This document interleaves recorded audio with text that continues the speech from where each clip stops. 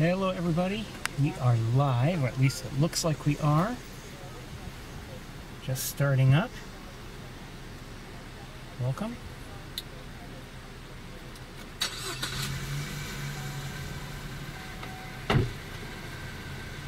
Welcome to Montezuma. It is, well, it currently says 79 degrees. I believe it, that's about right.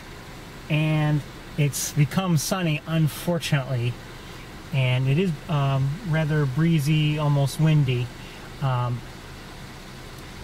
say it has become sunny. I had seen the forecast, and it looked like compared to Ithaca, it would be sunnier here than there.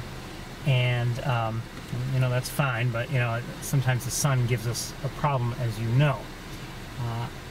I've as much as I can on my way in, and while getting set up, I have seen a number of birds, a lot of red-winged blackbirds flying around, and I don't know how many. At first I wrote down 50, but I think there have been more than that, but it's impossible to tell because they keep flying from one location to another, and they're not like flying through the area or anything like that. They're flying all over the place.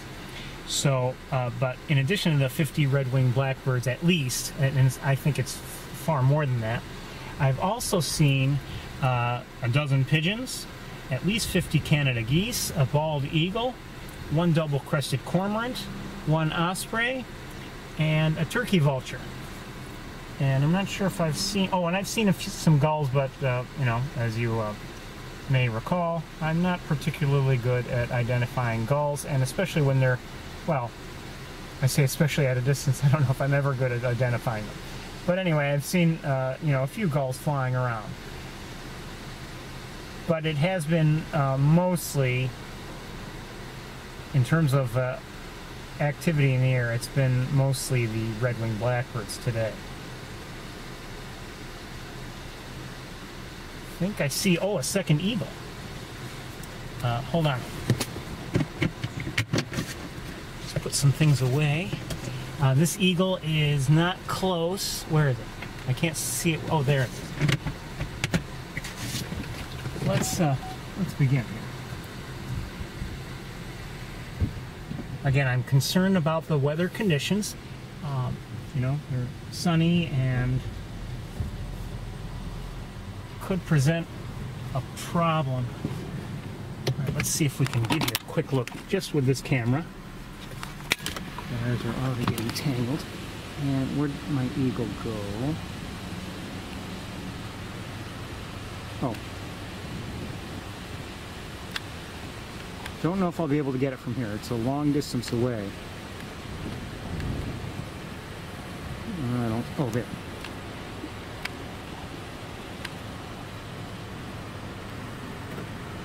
Anyway, that's an adult bald eagle, and I had seen a younger one earlier without the characteristic white tail and white head. So that's why I have confidence this is a second eagle.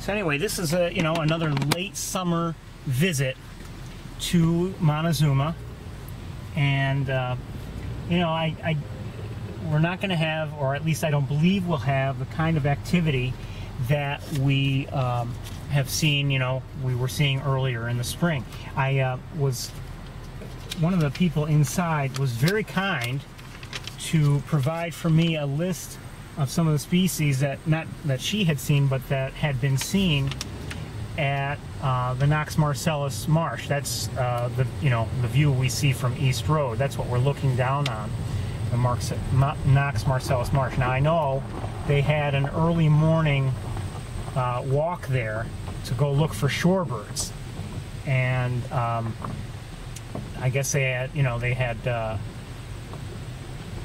special permission to walk down towards the marsh. I can assure you, waking up in time to get everything ready and packed up and then to get here for 7:15, well, that wasn't in the cards, at least today. So I didn't go to that, and That's okay. But but they did see some interesting things there. Now, we're not seeing them here. I just want to make sure that's clear. I did not see them myself. And in fact, some of these I never had. Well, I had heard of one or two of these last week when we overheard a gentleman at Knox Marcellus, but they had seen buff-breasted. What's not sure. Okay. At Knox Marcellus, they had seen a buff-breasted. Is it sandpiper? No. These are shorebirds. A Baird sandpiper, but that's also maybe we might see one at Bennings. Least and semi-palmated. These split sandpiper, but least and semi-palmated sandpipers, dowitchers, semi-palmated plovers, yellow legs. She didn't write down whether that meant greater or lesser. If I had to guess, maybe both. I don't know. There were some sandhill cranes there and a harrier there, and I guess they saw a merlin, which doesn't surprise me, by the way. I hear a peewee, an eastern wood peewee. Last week, I never got back to you through Facebook or any other means. We had seen that one bird last week at East Road while we were leaving, and I couldn't tell at the time if it was a merlin or if it was in fact an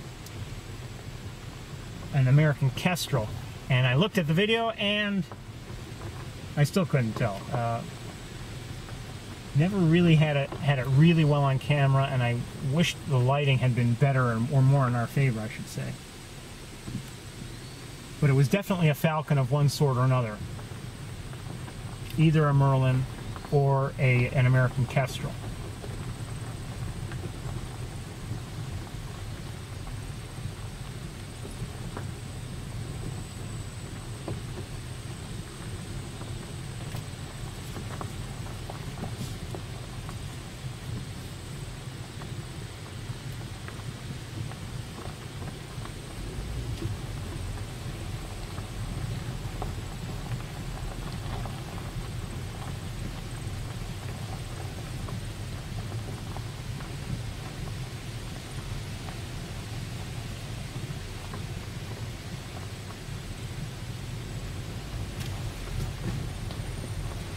So anyway, again, this is, we're here late summer, and this is our first time here in September of this year, of course. Today's September 1st. What will we see here? I don't know. As I've said, at least in my travels, August is not necessarily the very best month of the year for bird sightings. But, we may still see something interesting here and there. So, I'm always optimistic, and that's why I am here. There's always a chance we'll see something great, something interesting, something beautiful, whatever.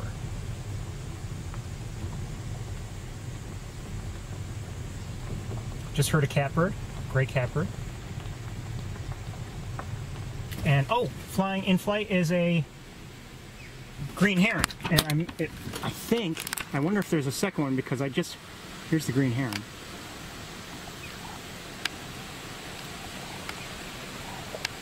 I don't know if it's vocalizing or if there's another one that's vocalizing. But that was a green heron.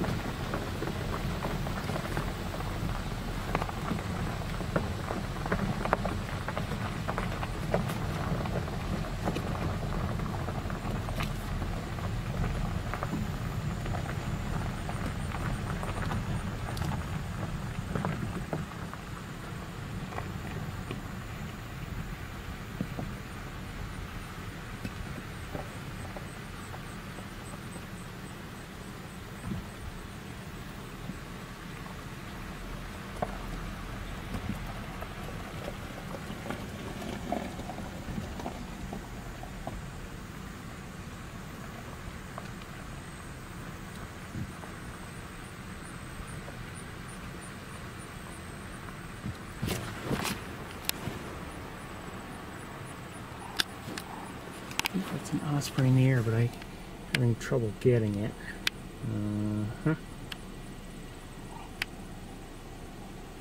It is an osprey. This is through the windshield, so we're not getting a great look.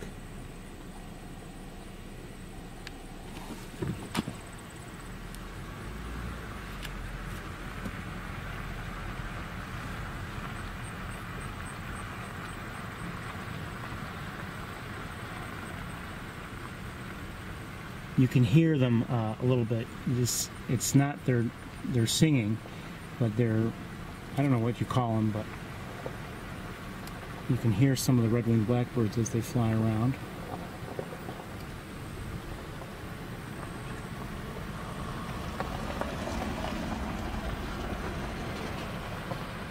I'm going to be leaving the windows open, I think, for much of the day, just because it is warm. The sunroof is closed to keep me from being baked by the sun.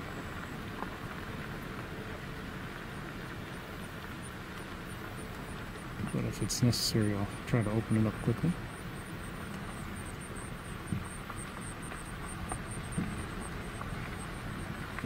In terms of my own bird watching of late, at home or in my travels, through the week, haven't seen that much really out of the ordinary, but I've been watching and been lucky enough to see a juvenile red-tailed hawk in my area, and I've posted a couple videos.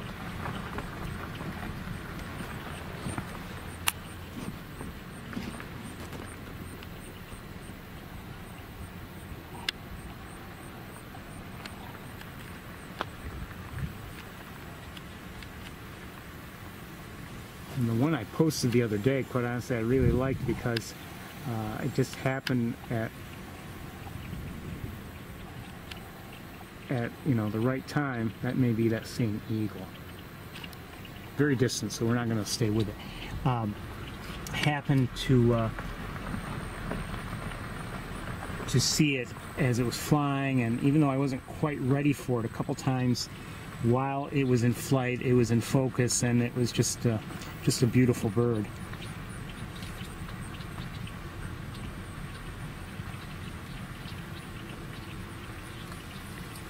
I've also been trying to record common nighthawks whenever I can. I haven't had the good fortune to catch them with really good light and close, and with me actually staying with them in the air. When they're distant, it's relatively easy to stay with them in the air, but when they're close and they're moving fast and zigzagging here and there, that's when I have a real difficulty.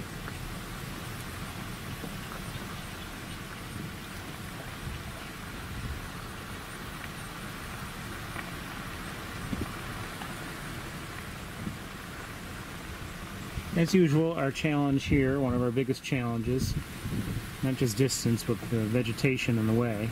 And, for all I know, we've got all sorts of, although I maybe doubt it, I'm not hearing anything, but maybe there are birds that we'd want to see in the channel just on the other side of the near vegetation, but we obviously can't see it.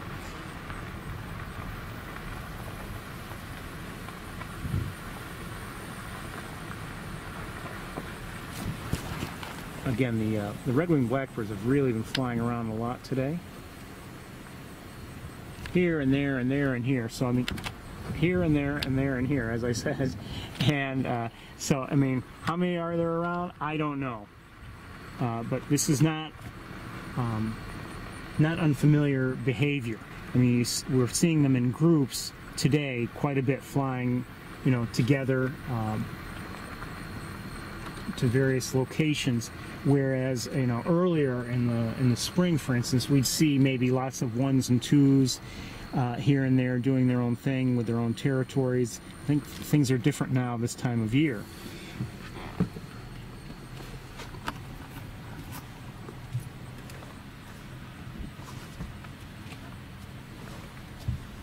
I'm going to set you down for just a moment. I want to look over this pool of water as best I can, but I want to do it with binoculars. One second.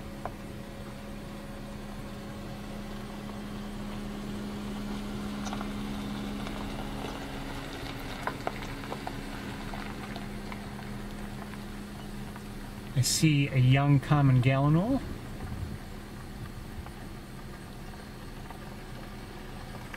Make it 2.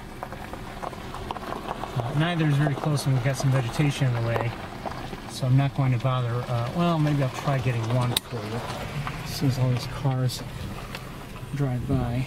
There was one right around here. There it is. Again, that's a juvenile common gallinule. And there was another one over there somewhere.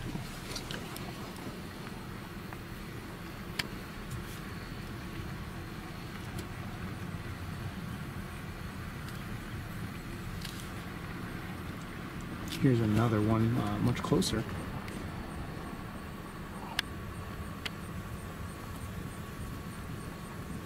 You can see it is definitely getting some of that adult coloration. It's getting darker. I don't know if you see that the bill is yellow and red, and it'll eventually turn that red or red orange or whatever you want to call it, soon enough.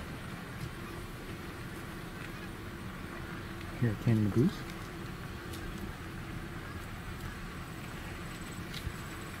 Now, what makes things, challenging this time of year? I mean, if you're just, oh, here come 4 canopies. If you're just concerned with, like, total number of species, there may be more species here than we know, or that than we realize. But the problem is, this time of year you don't have many species don't have any reason to sing. So, whereas just a few weeks ago we were hearing song sparrows all the time, and swamp sparrows all the time, and marsh wrens all the time. I don't know if the marsh wrens, for instance, are even around. We so rarely see them. You even, at least on the tour, even more rarely than I do. Occasionally I'll catch a glimpse, but before I can get them on camera.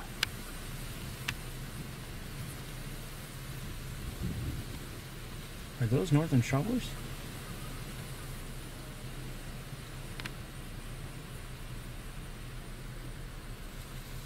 Turn this way, we want to see you.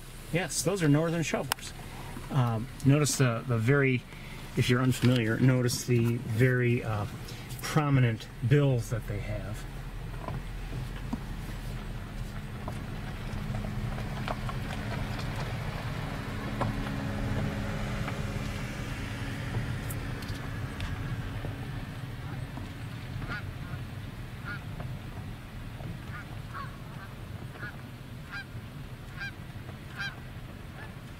And I want to look again because I lost track of the shovelers.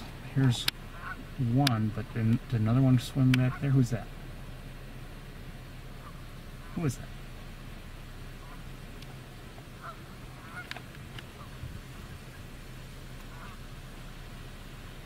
Just looks small.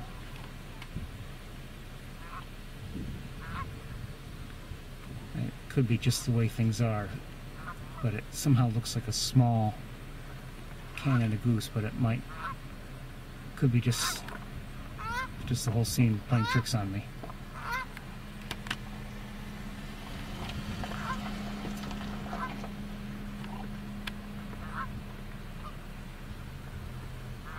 Let's see if we can get another look at that bill.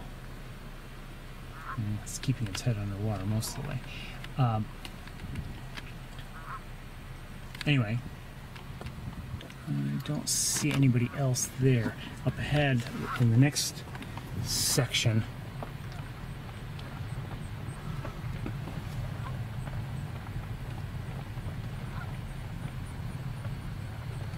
next area of water, we have more Canada geese, and I'm not sure what else.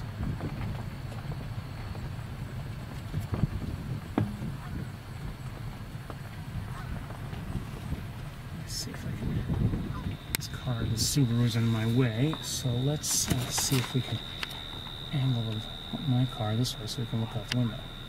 So those look like mallards to me, but that wasn't a mallard that just flew in. That is a gallinule, young gallinule. Who is that?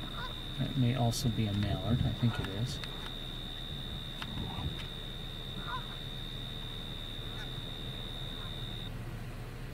Canada geese and mallards.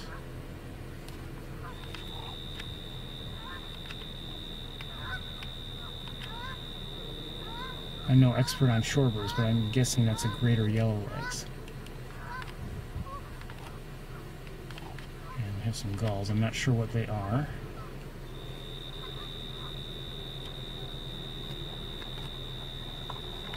What type of gull that is.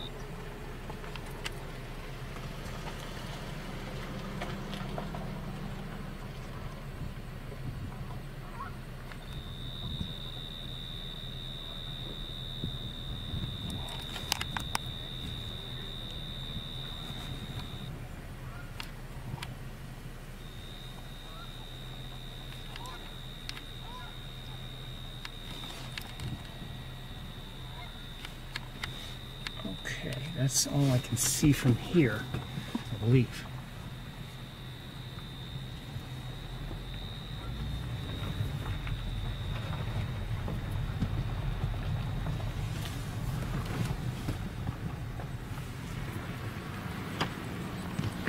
Right here is a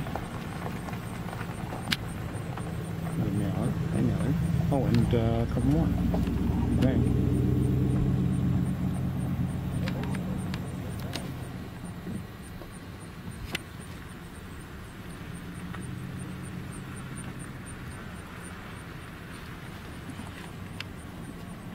Out a little farther.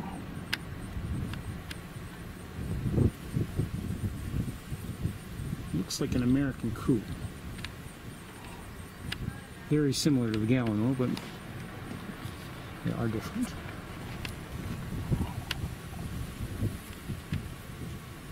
Another mallard.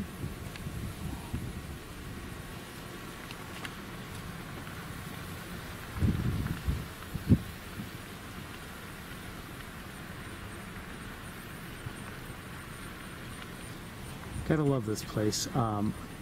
You know, as I've said before, I have a hard time seeing what that is. I think it looks like another Gallinule. Now, you know, things are different now, but once migration comes in, I mean, who knows what we'll see once migration really starts. Way out there is what looks like a great egret.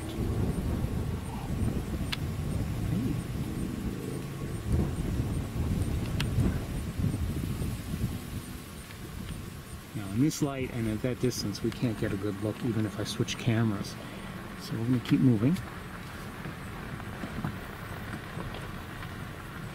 Don't have quite as much time pressure as I did last week. Because I don't have a need to end early today.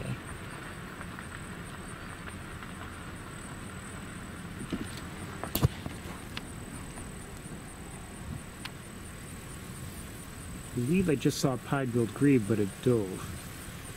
1 second. Where are you, grebe?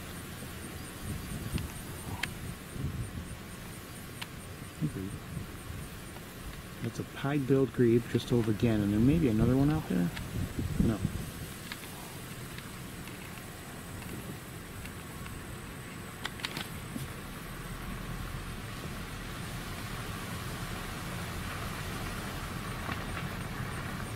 Oh, great blue heron right here, but we have a lot of vegetation. You can see it through the grasses. Grasses, get out of the way, would you? Let me back up just a little bit. Yeah, that's a tiny bit better. Let's try that again. See, you can just see it right there.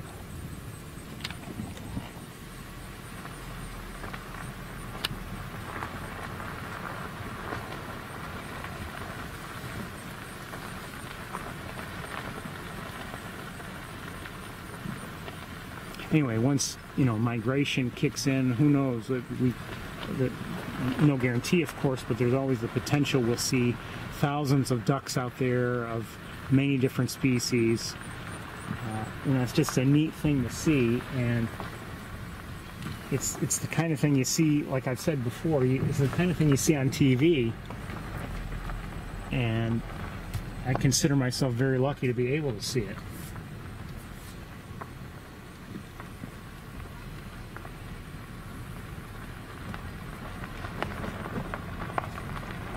But in the meantime, we have these grasses. And more grasses.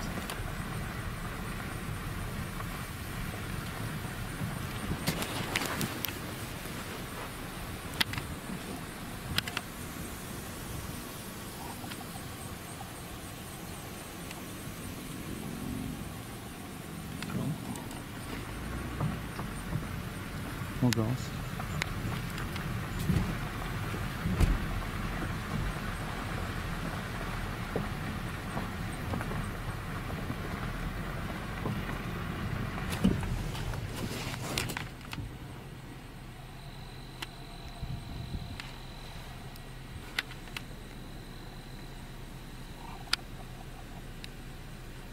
Is that a cormorant? Yes. I believe that's a cormorant, double-crested cormorant.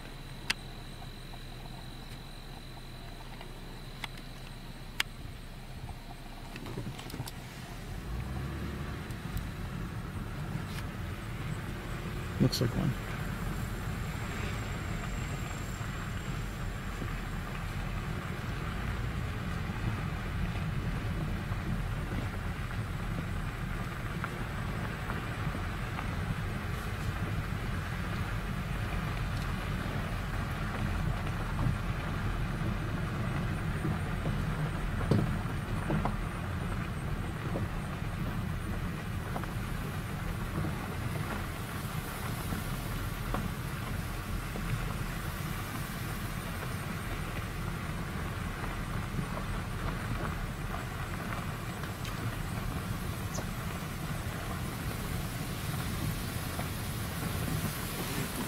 Okay, there's another cormorant out on the water itself. Just dove. Well, I should say it disappeared. And way out there, let's see if we can. I have grasses in the way. I don't know if I'll be able to see them or not.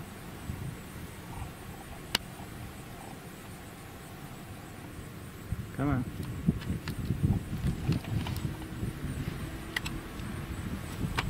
There's the cormorant closer by. You see how low it is in the water? Most of its body is I mean, you can barely see any of its body at all, if any, above the water. There it goes.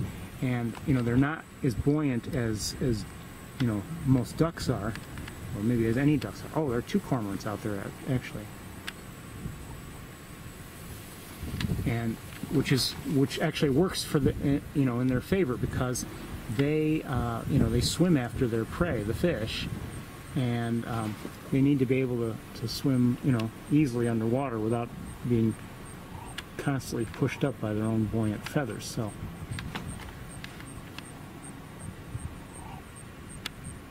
anyway, way out there, I don't know. I think what we're going to do, maybe you can see them better than I can. I think we're going to try to take a look at them a little bit better. By the way, there's a American coot closer by. Actually, maybe a few of them, 3 or 4 or 5 of them, maybe 6. But let's see if we can take a quick look at those birds that are out there. They look like ducks of some sort, but I may be wrong. They may have been coots or something. But let's try to take a look. I'd like to know what they are, if we can. I may still not be able to identify them myself, but I don't know.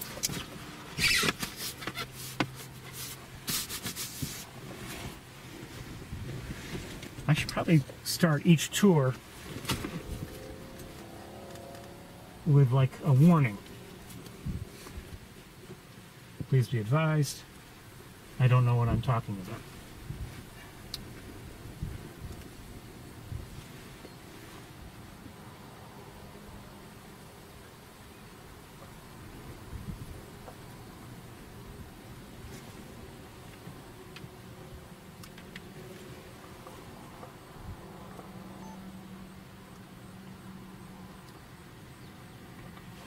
Okay, let's give you a look.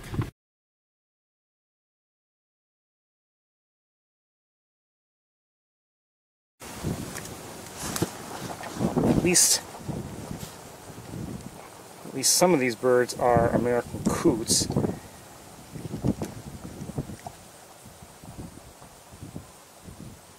think those are mallards there. I think a mallard. I think mallard.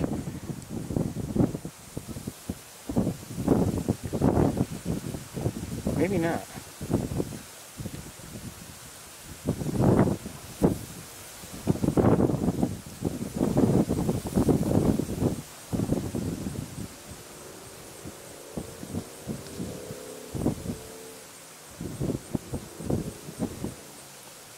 Looks like I still have dust spots on something in my snap here. I don't know where those dust spots are. I keep trying to get rid of them, but they don't seem to go away.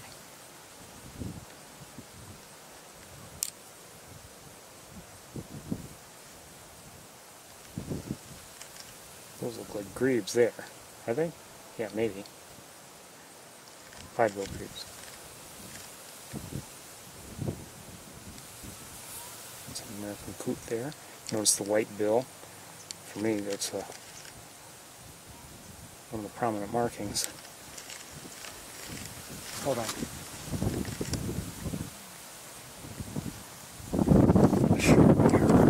Okay, let me just leave things well. Let's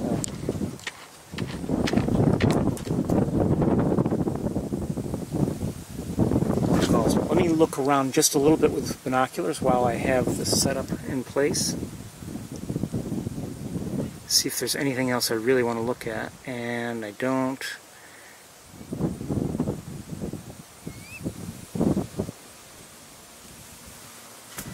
Happen to see anything, but there might be something in the air if I can find it.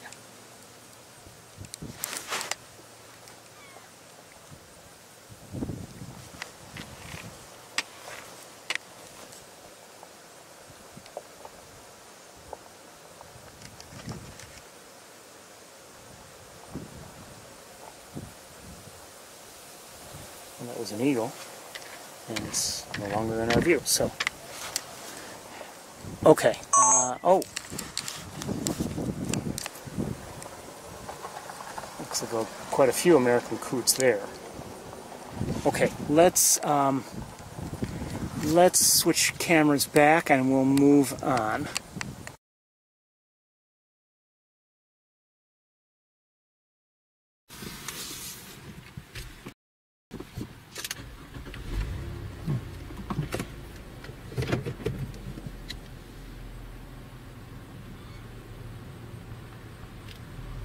Hearing gulls vocalize right now.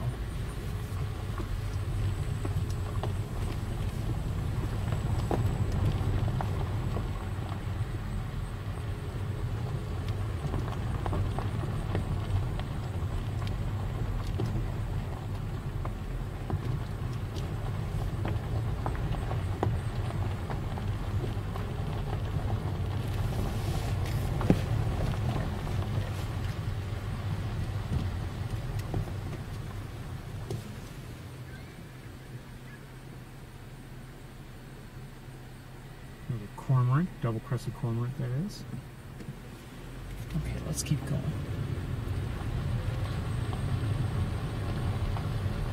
Again, if you're new to the tour or you haven't ever come to Montezuma before, you may not realize. I mean, you may think, Jesus, we're not seeing all that much. Well, for this time of year, this isn't unexpected. This is the usual, you could say. A couple more common gallinules nearby, young ones.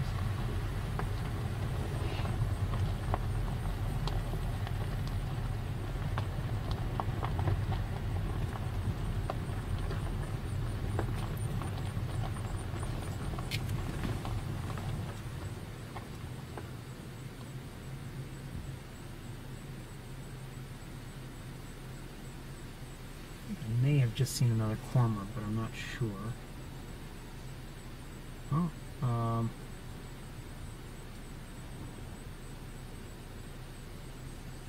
Within, let me back up just a little bit. Right here, there's a lot of waterfowl in the distance. So we're going to try to take a look at it. I can hardly see it with the naked eye. I can see it a little bit, but not well. And we're going to try to take a look at some of it. And we, of course, have plants occasionally getting in our way.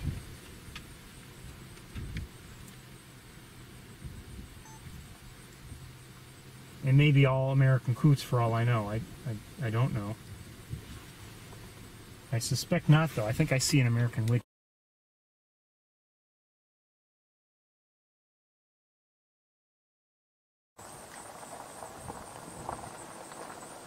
So, American coots there, you see the white bills, but I thought I might have just seen a widgeon, although I've lost sight of it.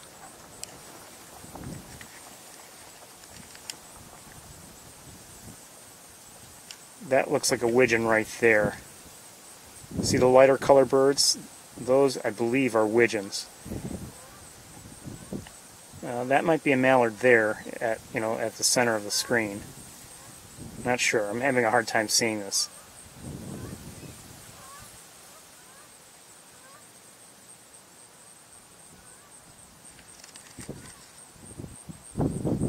See there in the back, those lighter colored birds? I believe those are American widgeons.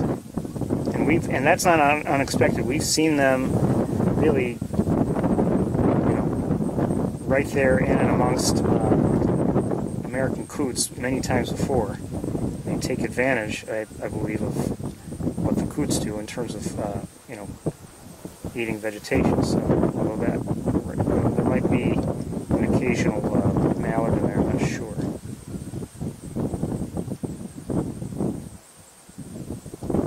Again, we've got vegetation occasionally getting in our view here, so sorry about that.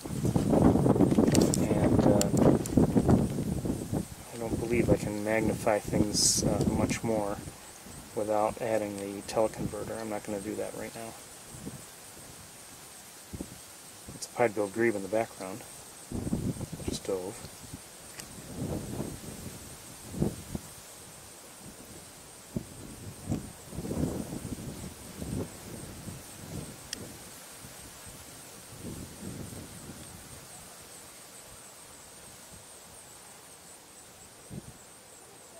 I'm not sure if they are mallards or not. I don't know, but we've definitely seen widgeons, almost definitely, and American coots back there.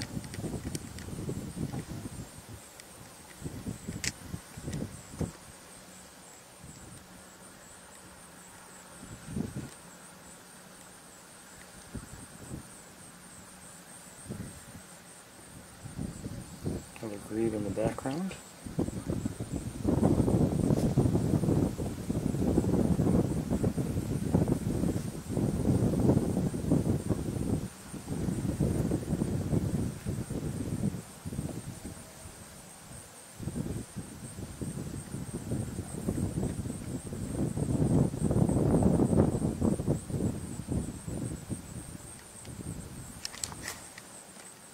Just trying to look over at least a little bit each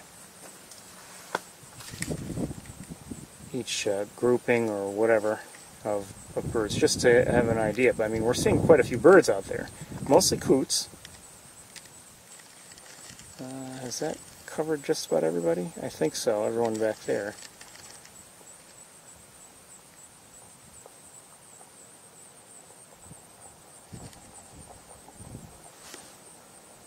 Okay, we're going to move on.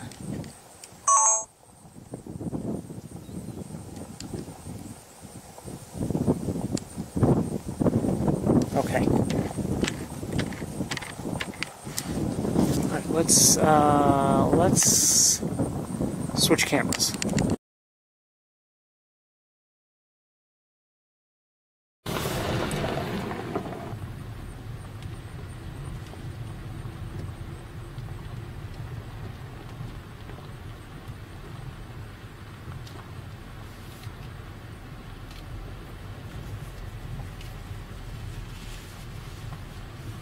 I sometimes wonder if people come here, they hear great things about Wildlife Drive, for instance, and the refuge, and maybe they expect it to be like the pictures you see of people on African safaris where there are huge animals coming right up to the cars and everything. I don't know if people are expecting that sometimes, or if they're expecting to see, you know, 50 eagles in a tree. I really don't know. But sometimes I get the feeling that some people drive through quickly because they're just either just generally curious, or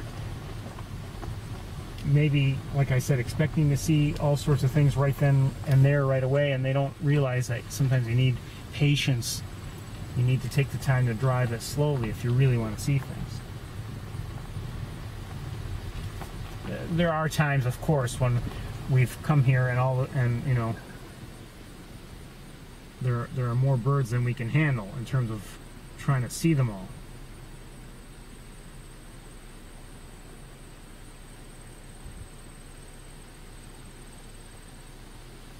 A lot of gulls. I'll give you a quick look.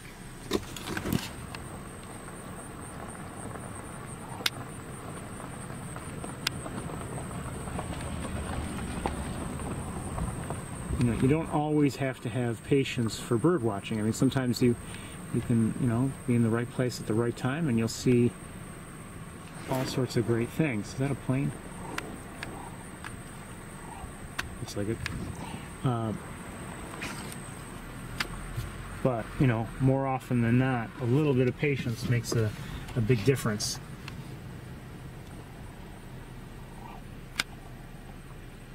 That's an osprey in that tree.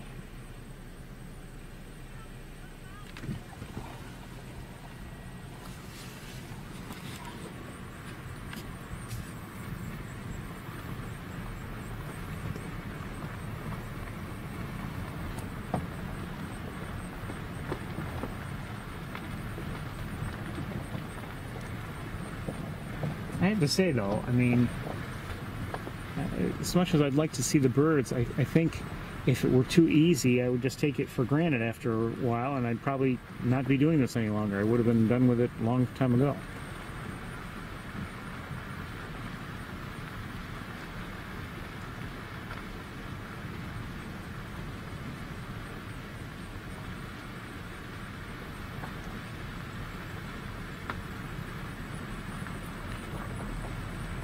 To have it all represent a challenge,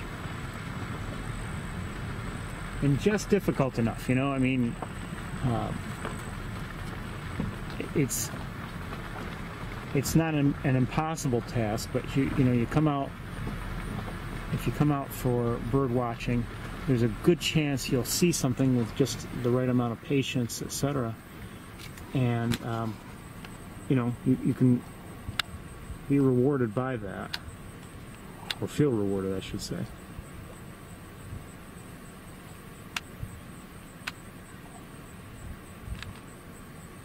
Gull. There's a grebe in the background. Looks like that gull has something. And I thought I saw something else. It looks like a couple of double-crested cormorants.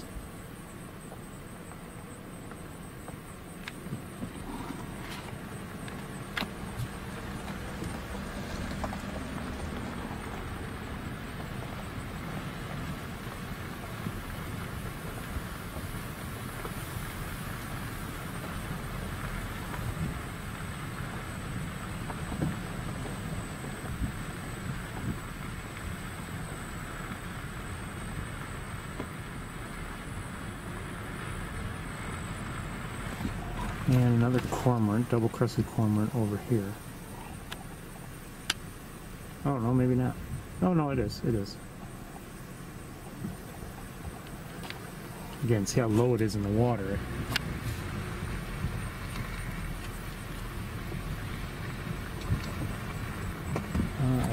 Okay, I showed you two.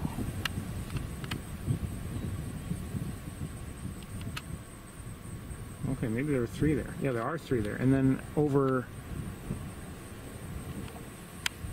here it looks like three more. So a total of 6 in that area.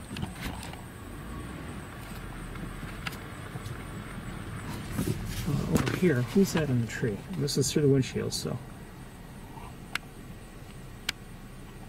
Red-winged blackbirds by the looks of them. Okay.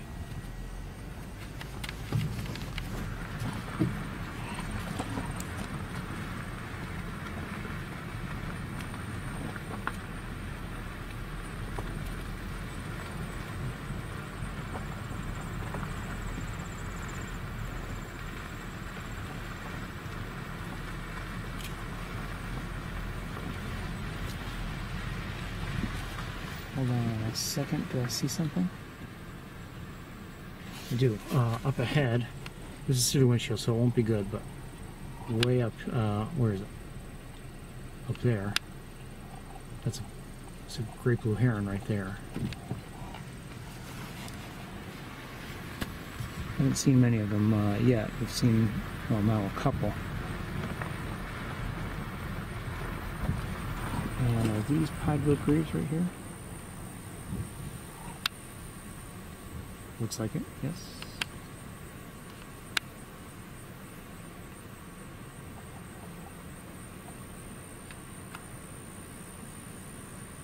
Let's keep going.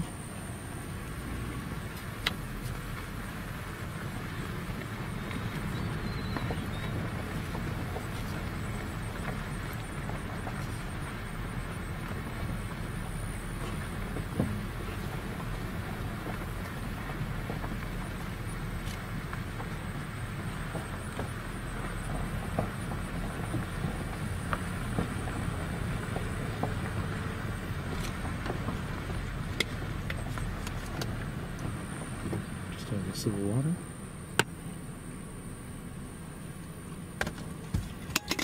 Okay. Over here, a couple more pied-billed grebes. Maybe another, yes, another one there.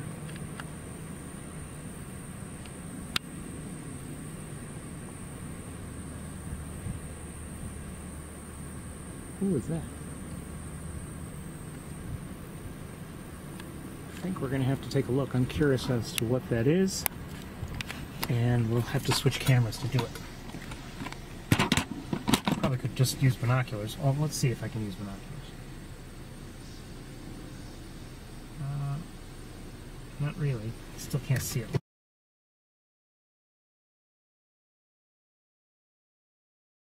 Connect you again.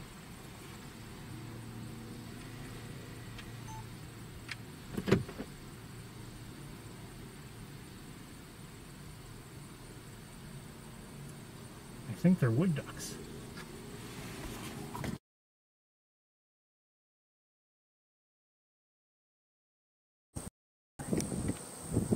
Yes, those are wood ducks. Hi, wood ducks. Notice we don't have the breeding colors. And again, at this time of year, no surprise, but we'll start seeing that soon enough.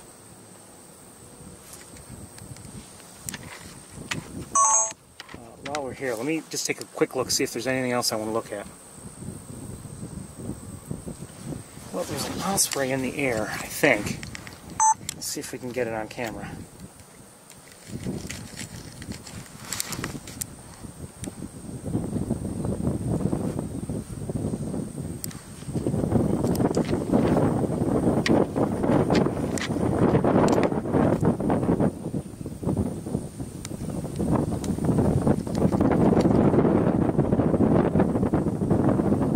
In the car, this will not be easy for me to stay with.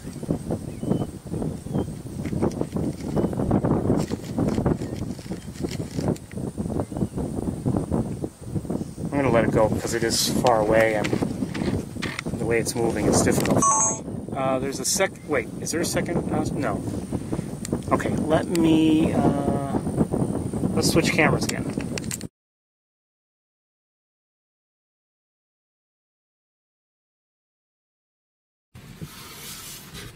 Giving me a problem.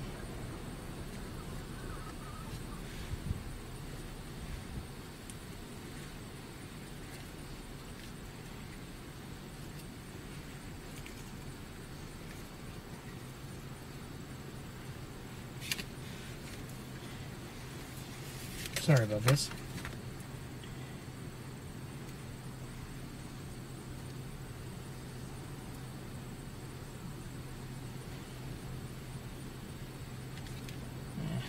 can't do that adjustment now. Oh, that helped. Oh, that's much better. Okay. Let's keep moving.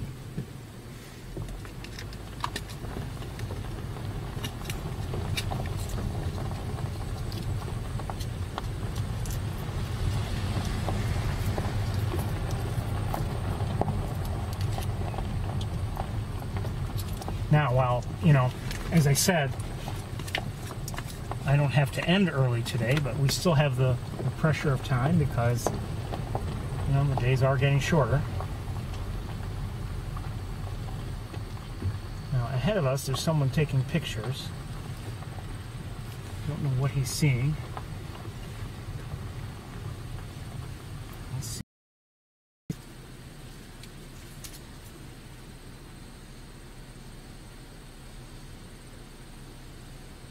Another wood duck. And as soon as he gets he moves ahead.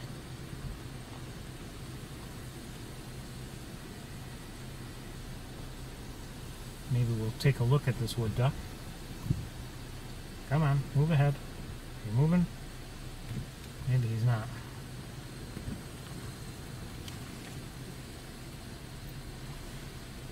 It doesn't look like it. So let's see. Oh, now he's moving. Okay.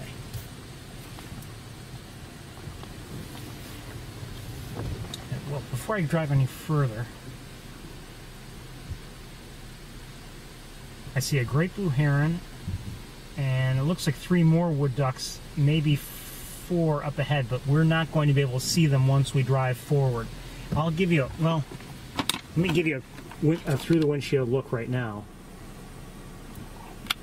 There are the wood ducks. The great blue heron you can just see right there, and there may be another wood duck right there. I think that probably is one, but we're going to look at a wood duck right over here. We'll try to give it a close look. I want to line up a little better, so.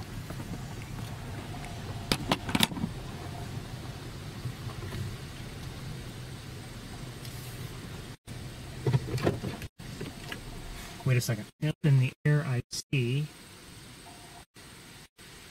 bald eagle. Not close, but where are you? Where are you? There you are. Okay.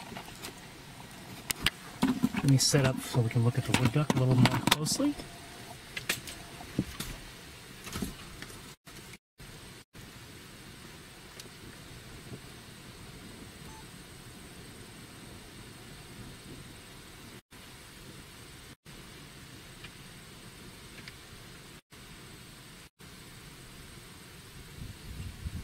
Looks like a female.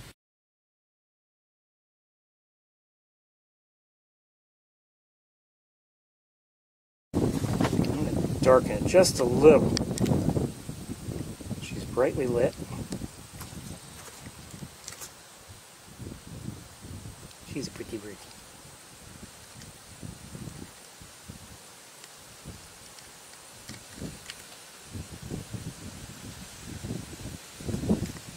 Hold on, I gotta get things set so I can let go of everything.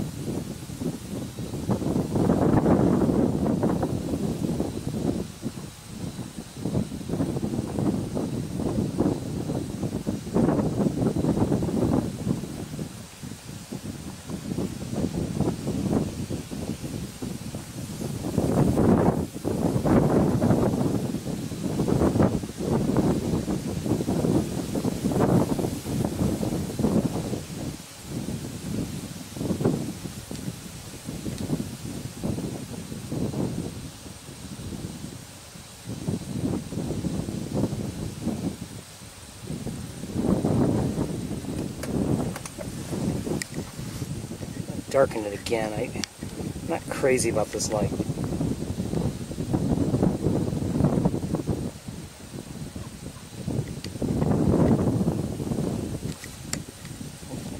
Get some dust off my screen here.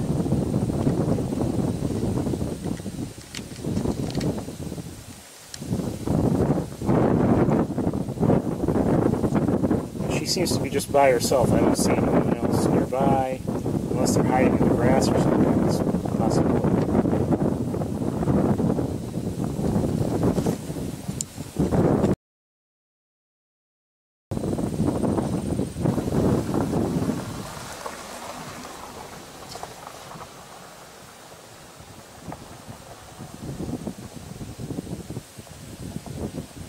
We won't stay on her much longer. I just wanted to take a look.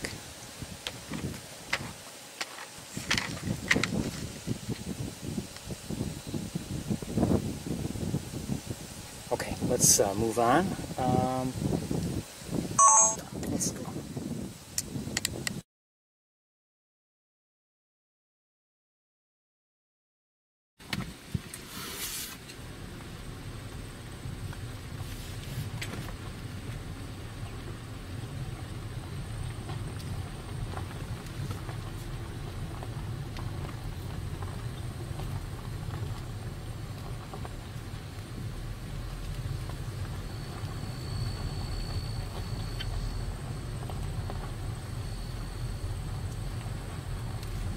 Even on a day like today, you know, late summer day when I don't necessarily expect to see all that much. Hold on one second.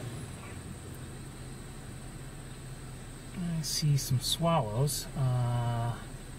Looks like barn swallows. Anyway, even on a day like today, you know, when I first arrive here, there's always so much potential. And it's kind of, you know, it's exciting. It's, you know, you don't know what you're going to see.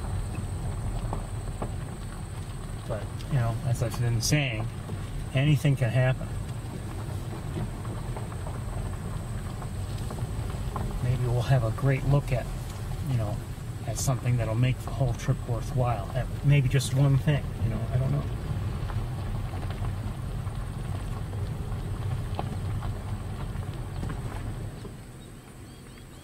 I believe I'm hearing American goldfinches.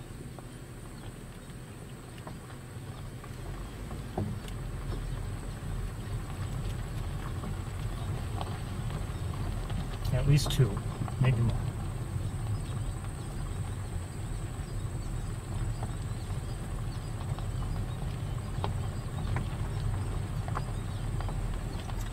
As I've mentioned before, it's my understanding that American goldfinches are late breeders. I don't know exactly when, but I think it's like August. And I guess they do it to coincide with, like, I guess primarily the thistle that grows because they like thistle seed.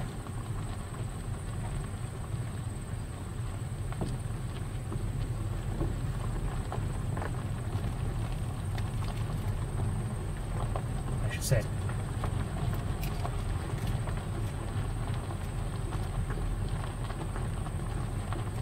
I'm seeing more of the swallows. I don't know if they're barn swallows or tree swallows. Let me just take a look with binoculars.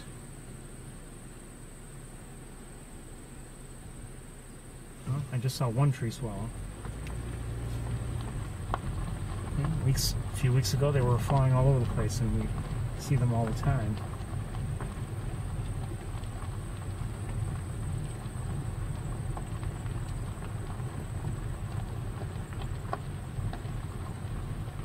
Up in the water ahead of me, I see a number of, looks like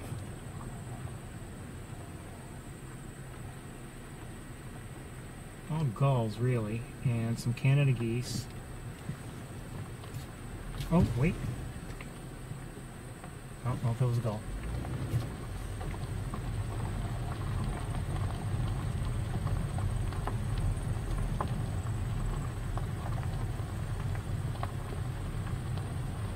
And it looks looks like another great blue heron. Let me just verify that. Yes.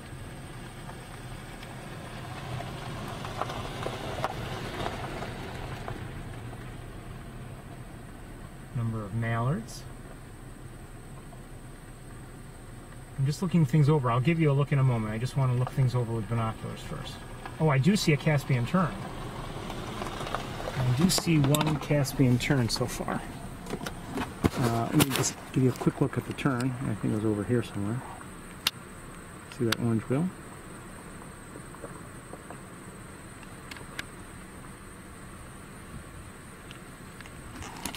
Let me get this wider.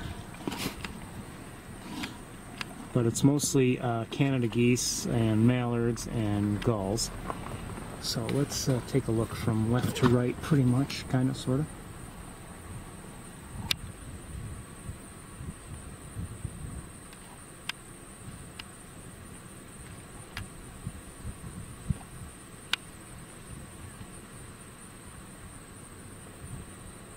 Don't know who that is. Hold on, let me look with binoculars, 1 second.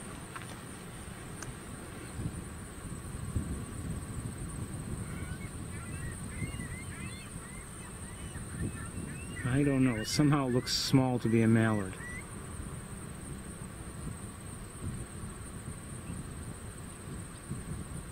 Although sometimes things can be deceiving. Anyway, here's that great blue heron there.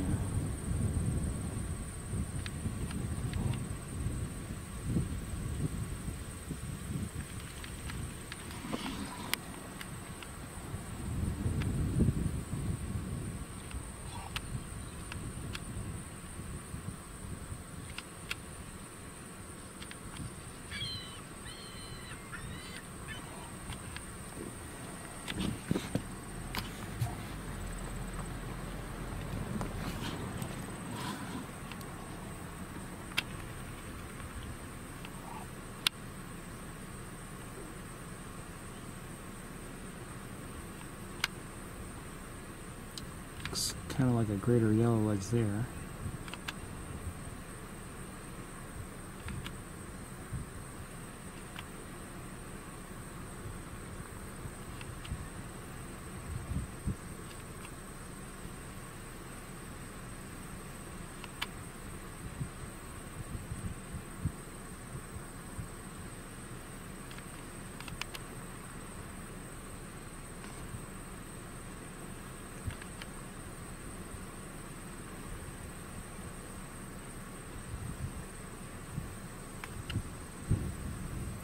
There may be more hidden in there than I had thought.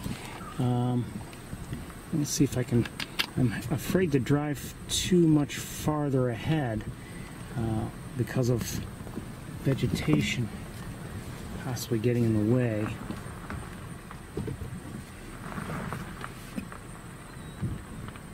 We'll try from here,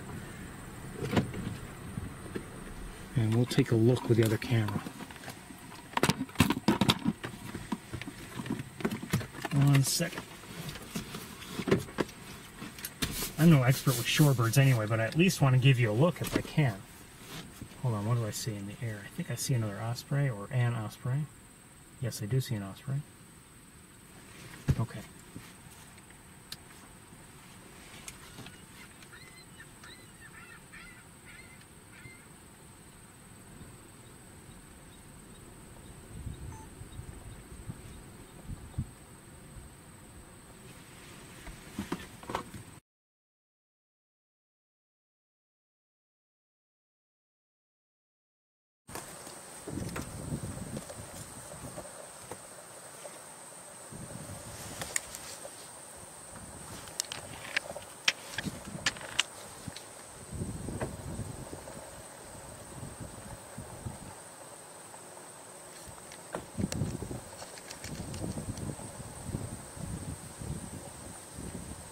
Somehow I don't know if that's a mallard.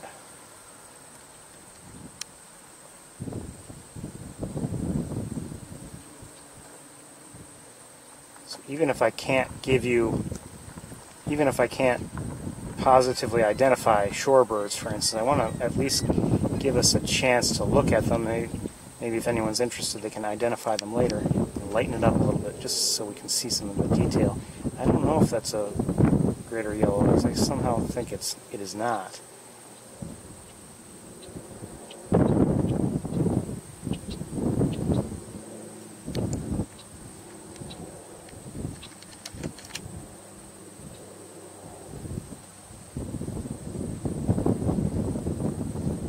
I want to look at something up. I've got to look something up in a moment. 1 second.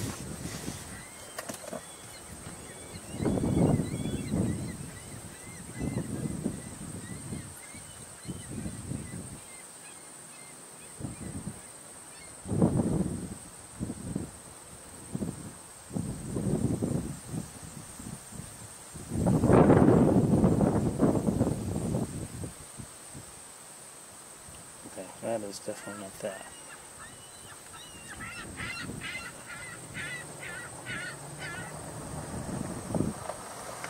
Oh, come on.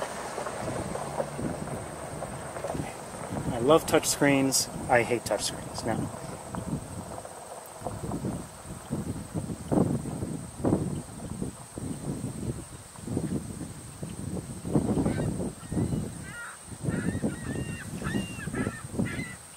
okay. Let's keep looking at some of the other birds that are there.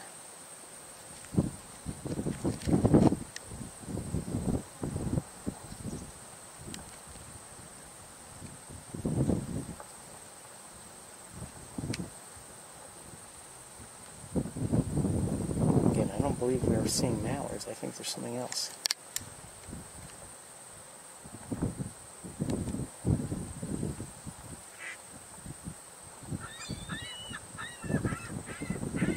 Oh, that looks like a shoveler.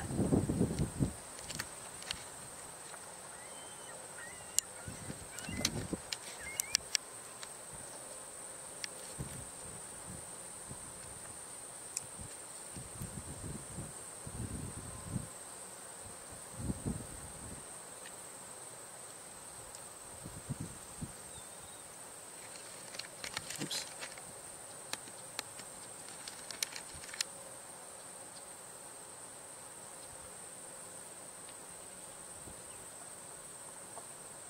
So again, I may not be able to identify them, but I at least want to give you a look.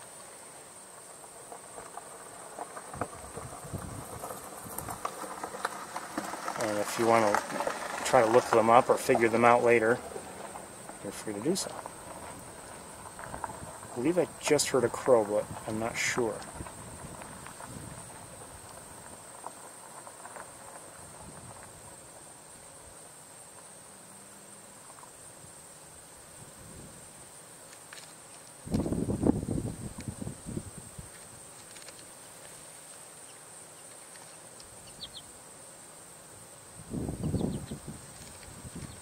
I do wish I knew more about shorebirds.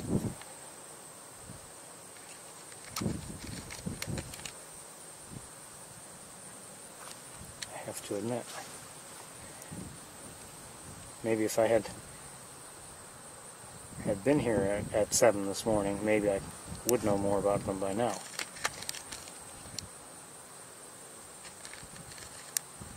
Okay, I think I'm out of space here to...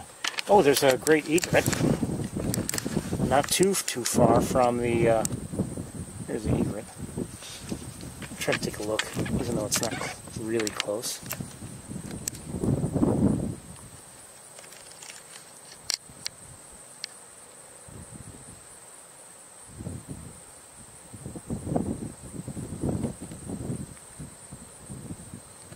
I didn't see it fly in. I don't know if it walked there out of the grasses or what, but I did not happen to see it. But I was zoomed in, looking elsewhere. This is the same great blue heron we had seen earlier. Still kind of preening and looking away. Okay, let's keep moving. One look over here first, though.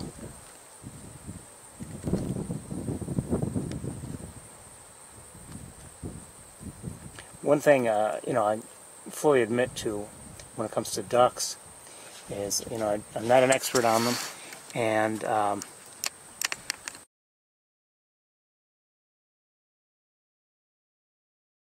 colors. And I mean, many of the species that we see in in this area throughout the year, I do recognize the males, but maybe I don't recognize the females as readily, or maybe sometimes at all, and not on their own. But certainly this time of year, when the many of the species are basically in a transitional phase of their coloration, I have a very hard time.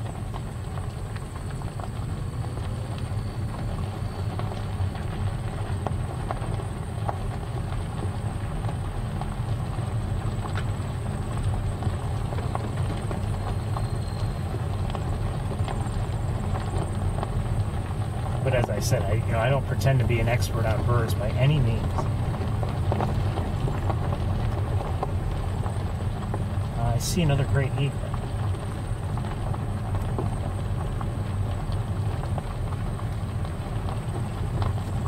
We'll take a look at it. Here's a quick look. Right over here.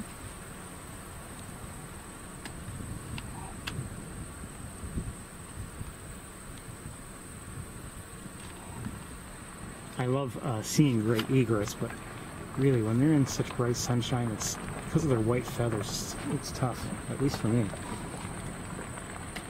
And there's another goose over here all by itself. Okay. Hope you're okay. Canada goose.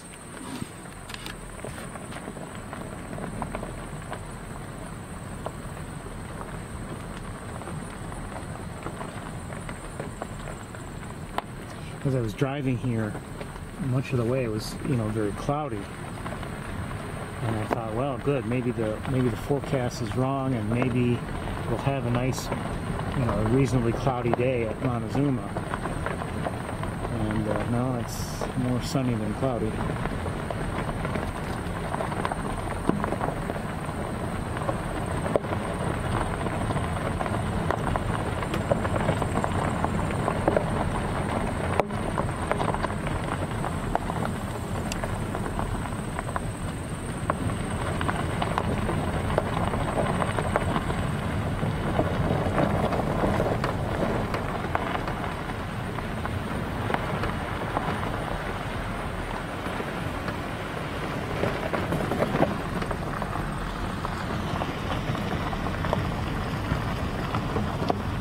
Somehow a lot of the trees look greener and healthier this week than they did last week.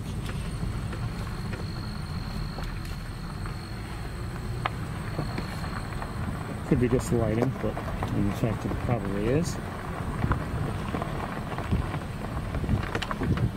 Or maybe I'm just used to it.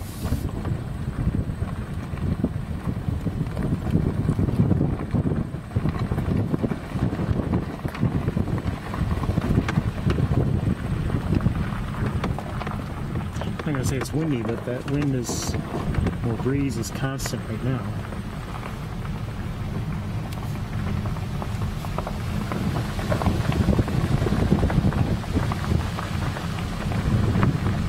Now, up ahead, I'm already concerned about the cars I'm seeing, and it may be, this is a Bennings marsh or pool or whatever you want to call it, and I have a feeling we're not going to be able to see. Maybe we won't have a good way to look at the various shorebirds that might be here.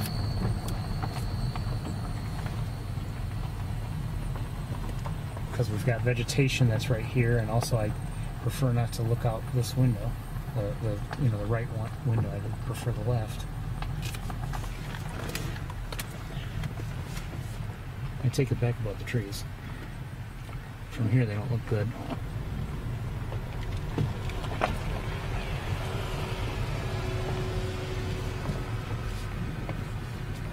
Can't tell what they are from here. Let's see if we can take a look. Oh, I've got too much vegetation in the way.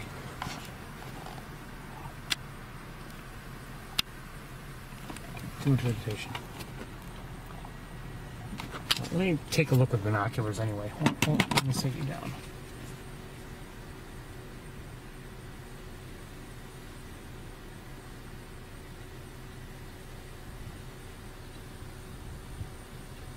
I believe I do see mallards, and I may have just seen a greater yellowlegs fly through, I'm not sure.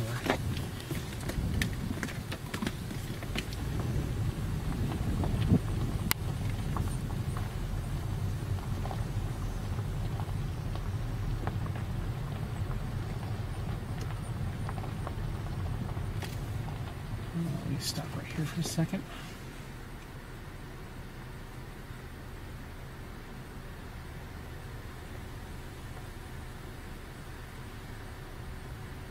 We're going to stop right here. There's somebody there I just saw. I think it might be a good idea to try to get a look if we can, despite the challenges involved. One second. Where'd it go? There it is. Okay. Let's, I've got to convert so that, oops, should have done that. So maybe we can possibly get a look. Give it a try. 1 second, please.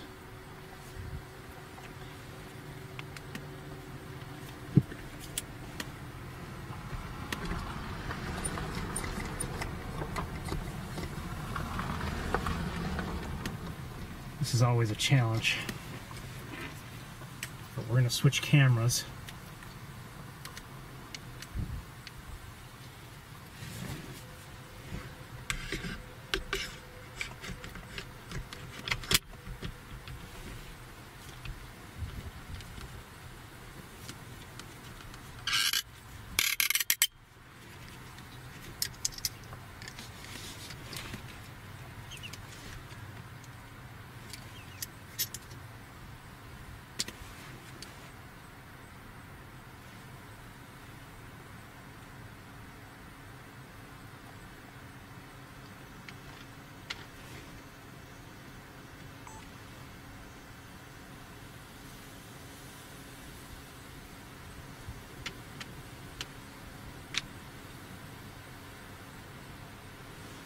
Okay, let's see what happens.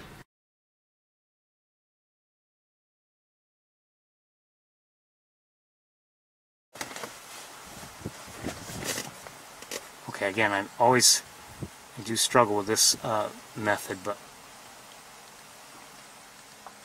Oh, what was that? Is that something? Oh, come on, quit doing that.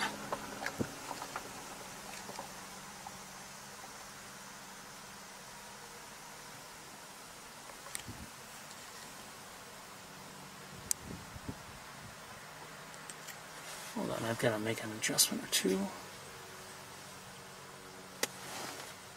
Okay, I don't know what that is.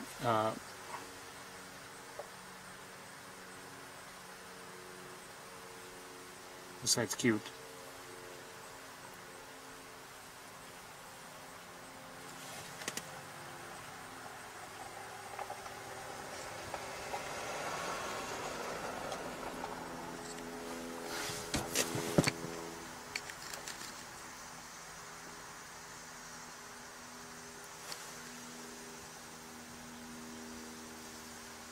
Those look like mallards. And 1 second, let me check with binoculars, see if there's anything else I want to zoom in on. From here, oh, is that somebody different?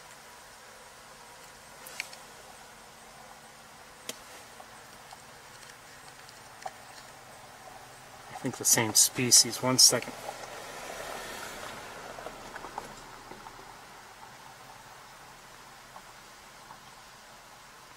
Looks like it.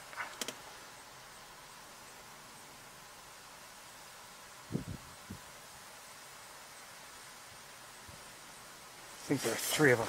Okay, come on, camera strap. Alright, I'm going to leave everything in place. Let's move forward.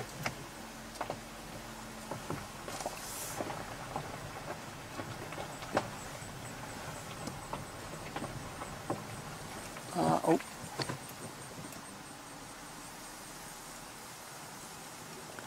This will be a challenge. 1 second. Let's see if I can line up.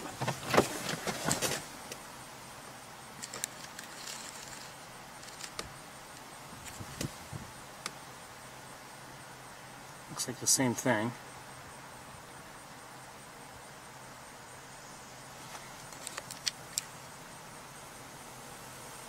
Sorry, the car's vibrating, and this is a somewhat shaky setup to begin with, but I don't know if I know the species or not. Come on, cut it out.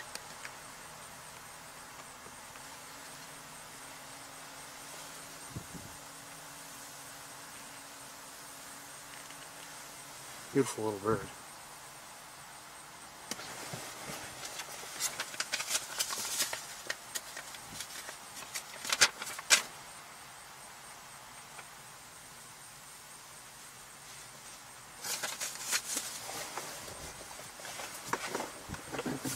I don't believe it's a Dunlin, for instance, but I may be wrong.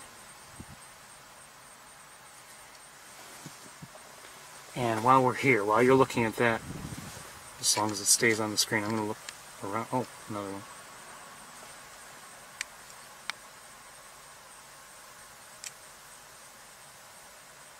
Well, that one looks smaller somehow.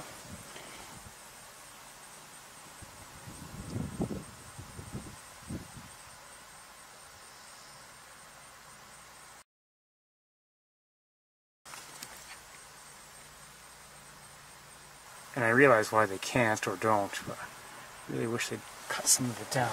Okay, let's move forward.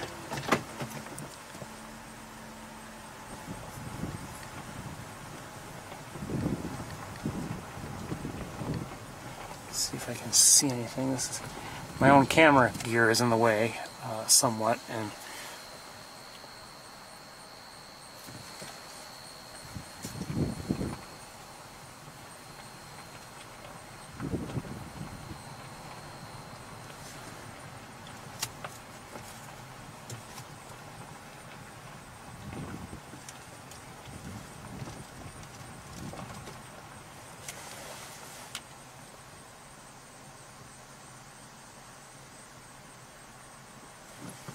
so hard to see with the vegetation.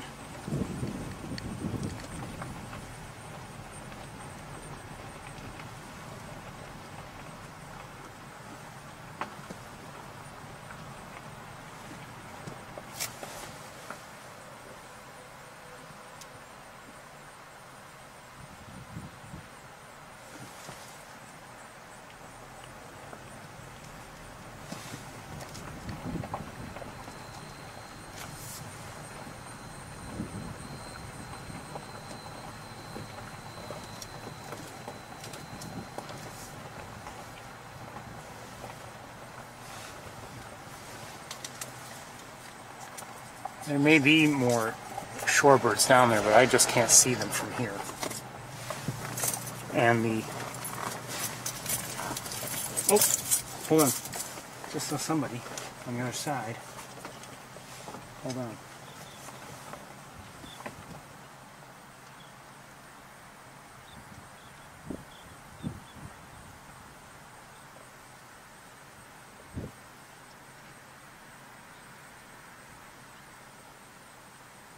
No idea where it is. I don't see it. It's a small bird. Okay. We're not going to be able to get into the viewing area with all the cars that are already there.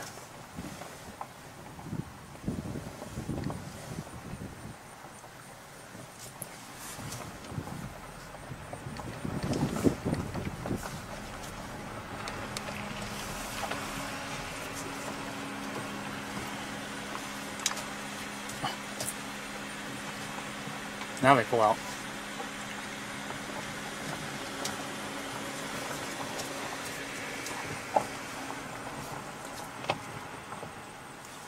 Let's see if there's anything I can see that looks like it might be of interest. Not really, to be honest with you. I don't see anything from here. The pool is rather dry.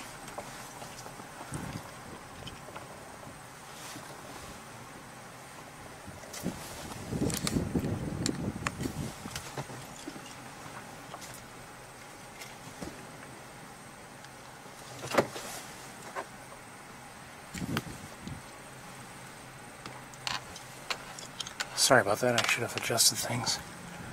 Oh, there's somebody down there. Oh, a whole bunch of, don't know what just flew through. Shorebirds of some sort. But they flew, I don't know where they went. It's very frustrating with all this, the grasses here. First of all, I gotta get things back in shape here. Okay. And is there even a bird down there to focus on now?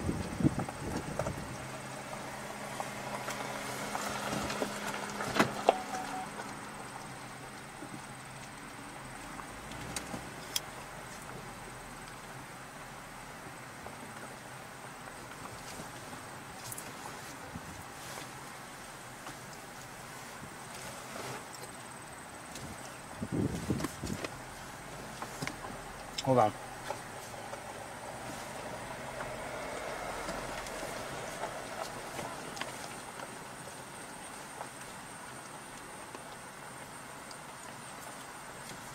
Hoping that group of smaller birds is in view, but I don't see it now.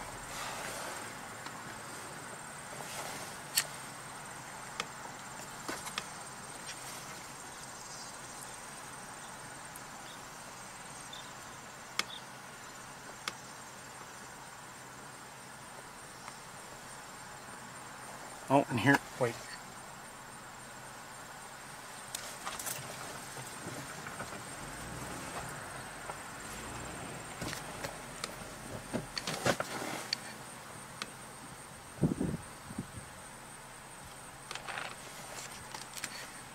Oops.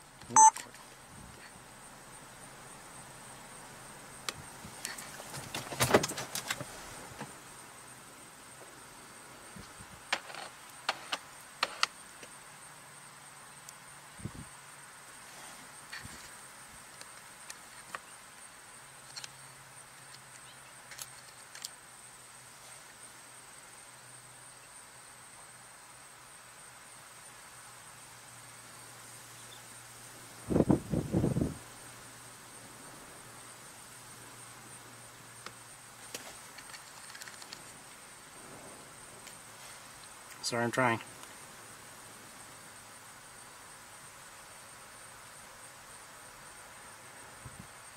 Cute. Now, hold on one second. There's another bird.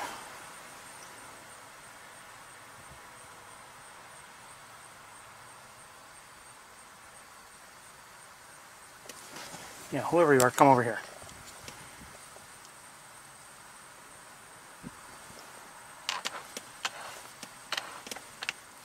Might be able to get it. Is that it? I don't know.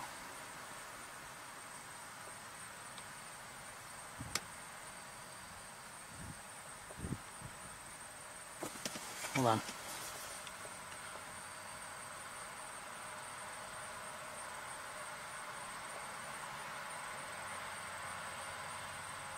I don't know.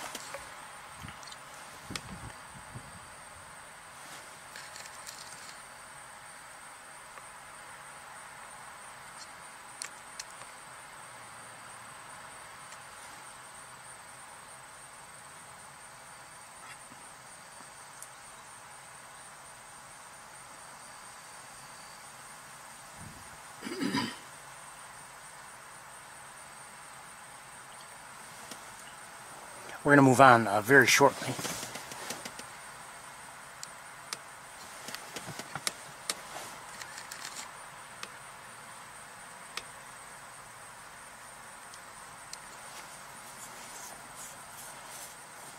I don't believe there's that much here to see. Okay, we are going to move on. Let me convert back.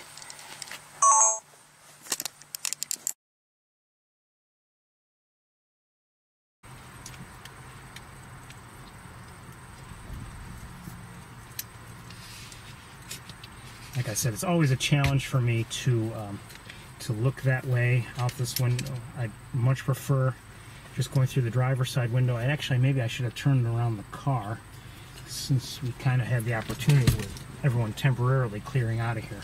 But now there are other vehicles coming back into the area, so we're going to move on.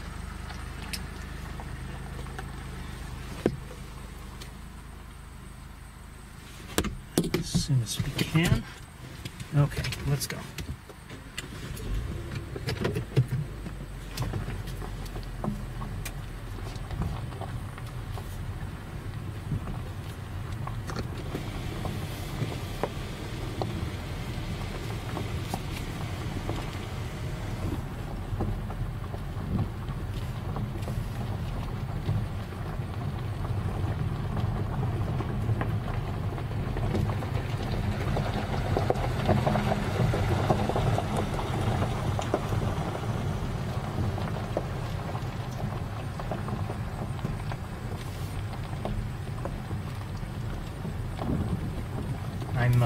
You know, I don't really like having lots of snow, but I do appreciate what the snow can help do in terms of matting down vegetation. And not that I want it to snow tomorrow, but I do want some of this vegetation really pressed right back down going into next year.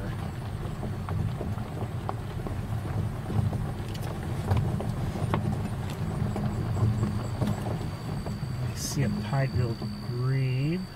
Yes.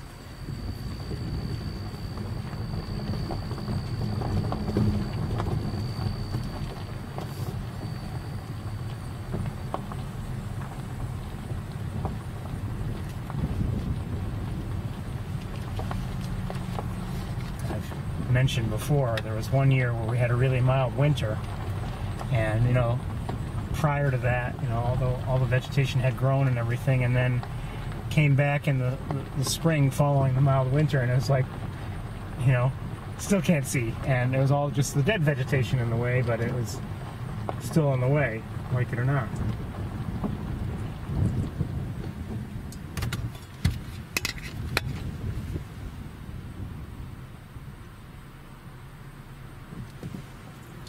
You know, you hope in the beginning of the year at least, you know, you have some time without all this vegetation in the way.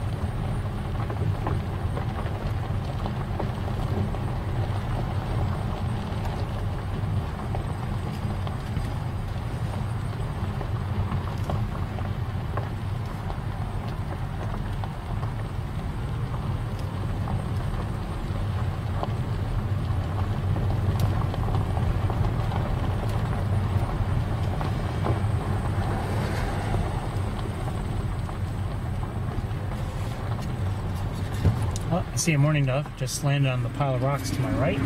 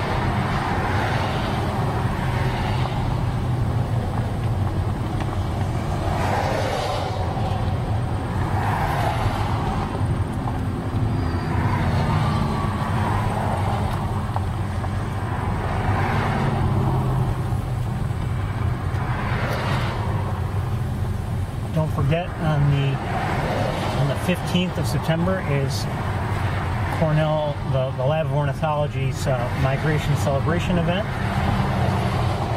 I'm hoping to attend at least some of it.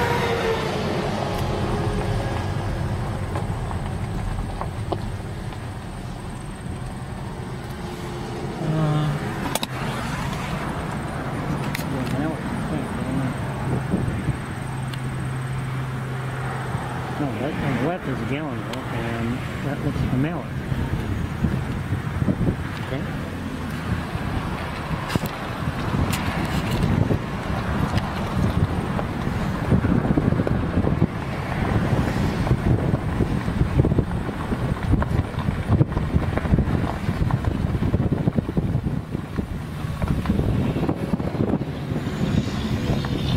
I know it's windy, sorry. I need it just to keep cool. I see a great blue heron.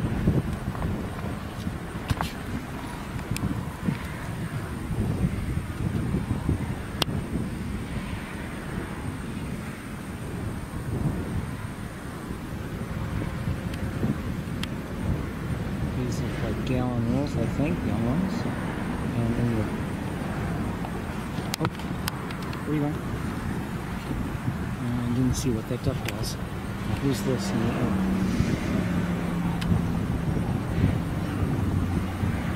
Might be a cormorant. And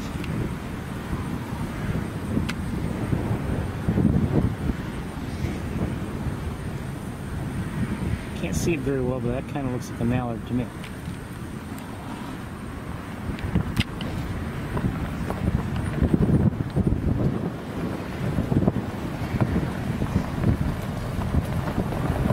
This is, well, so many of the areas are so difficult. Usually by the time we're here, the sun is working against us in many ways. It's so often difficult.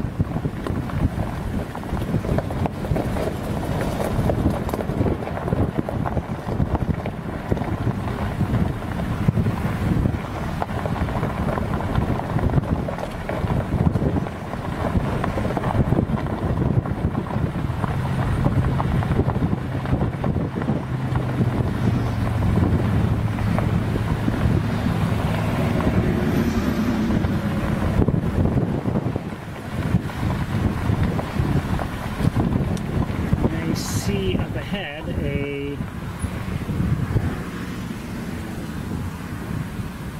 cormorant or two, and I think we'll see an egret, assuming everybody stays put. Great egret.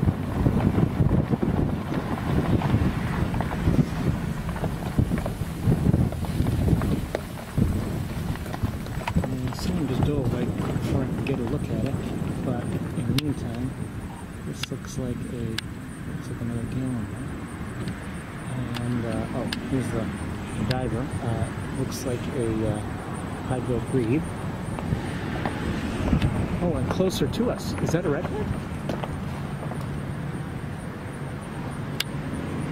I think it is redhead. You know what? Let's try to get a look at it if we can. Now, we've got some vegetation in the way. But let's see if we can maybe still make the most of things.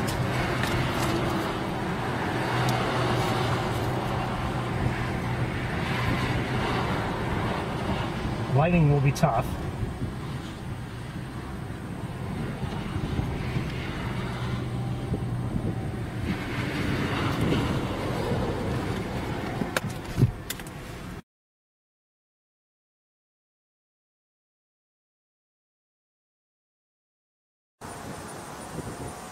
Okay. I'll darken just back a little, I guess. So again, this is a redhead. If you don't know ducks. And I see another great egret in the air. Hold on. Let's see if we can get it. I don't think we're gonna get it. I'll try.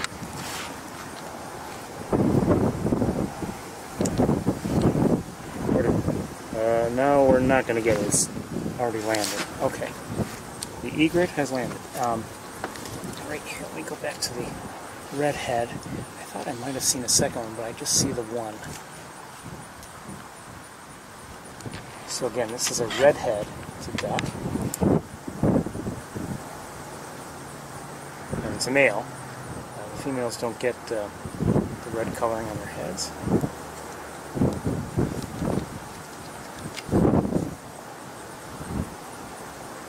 Got vegetation occasionally in the way, and the sun is working against us. It's backlit.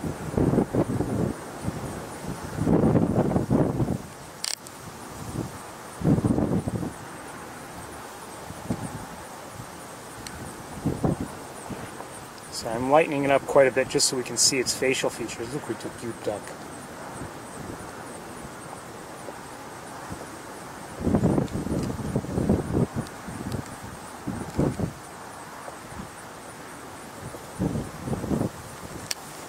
At least appreciate if the vegetation will get out of the way. You know what? If I back up a little bit, that might get a lot of it out of the way. Stop right here. Where'd my duck go? Duck? I know it's very bright. I'm sorry, but trying to show you the face and. Dude.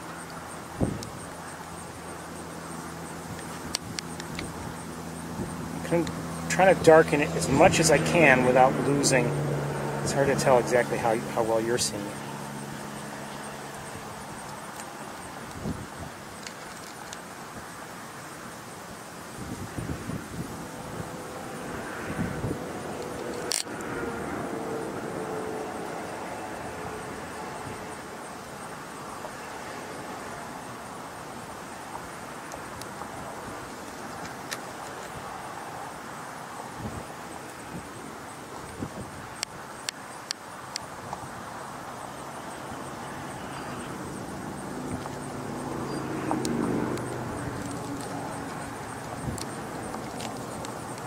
Not perfect lighting, but still nice to see this redhead.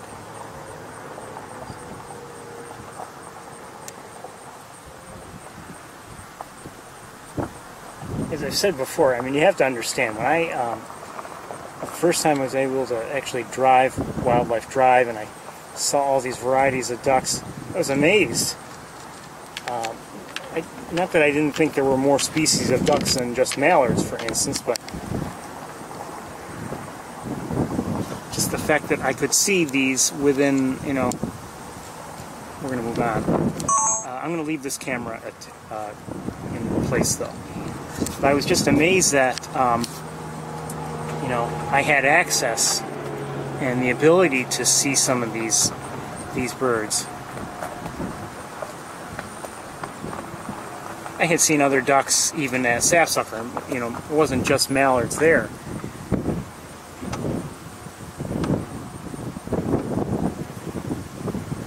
To see some of what I was seeing that day, the one that always sticks out in my mind actually is the ruddy duck.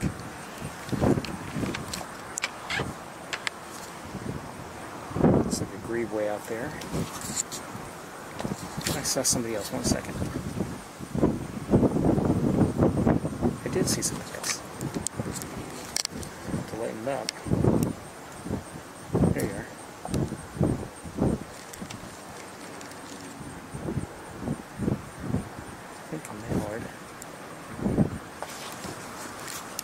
Oh.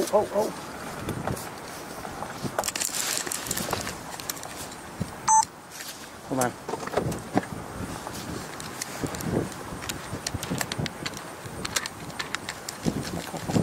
Come on, Ferris. Come on.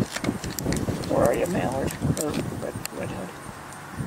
The lighting was more favorable, but the vegetation's now in the way. It was a clear shot. Okay, well, we're going to keep going.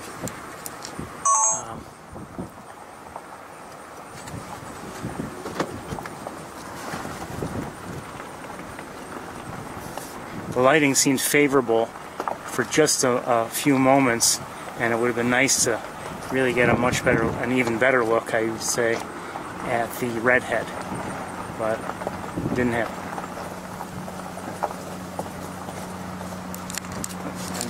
Hold on.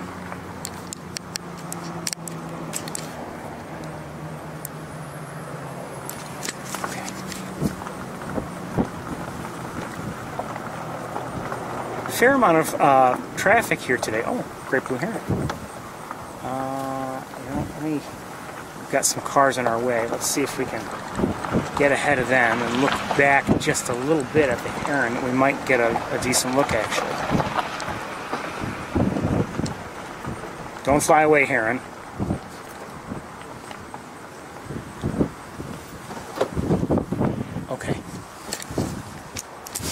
my hearing. Lighten it up a little. The lighting is not perfect, but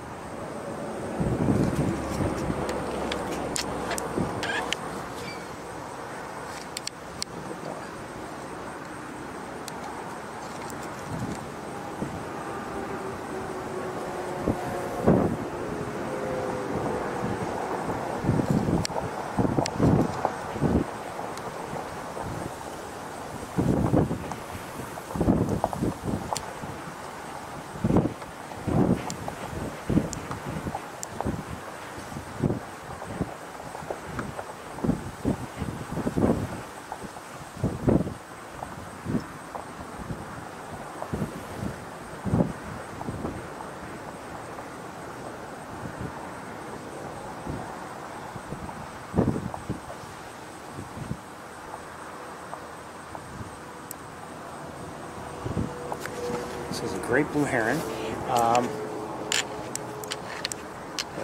What do I see ahead of here? You see something?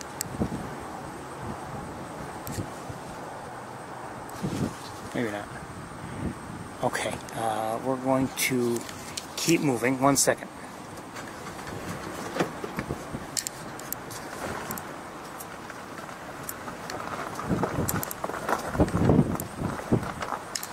Look at a cormorant. Get a better look at one. We haven't had a really good look at one today. Cormorant. Hello. Where are you? There you are.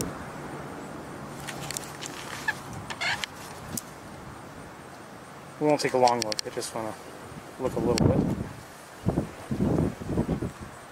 Challenging lighting.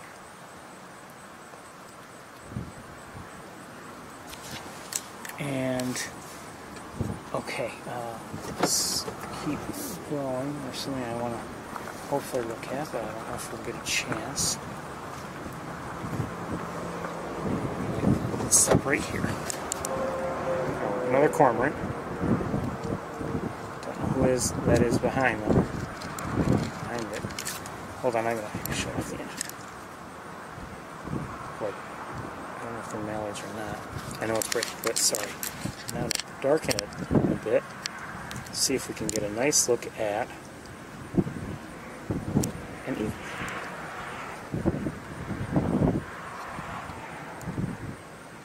Can we darken it?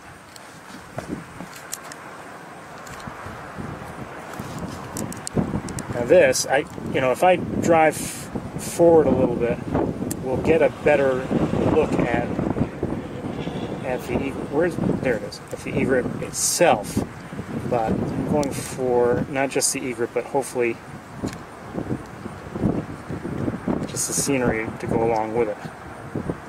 If I can get things adjusted.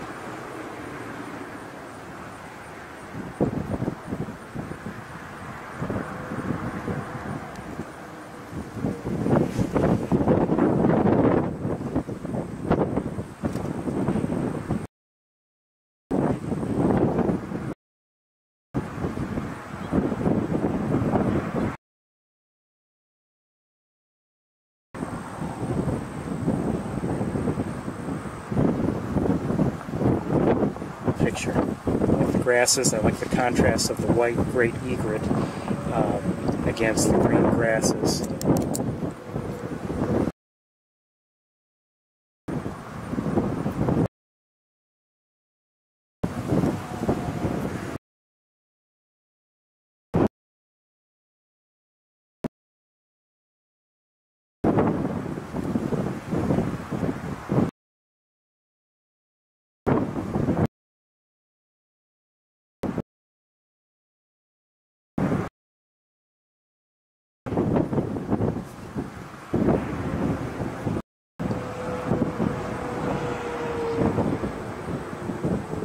Any or not.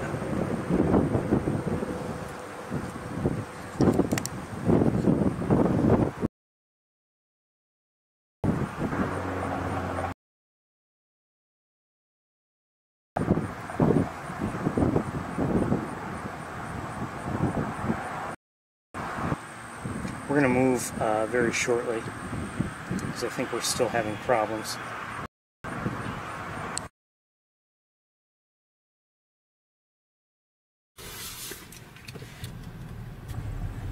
Okay, we're live again, I hope.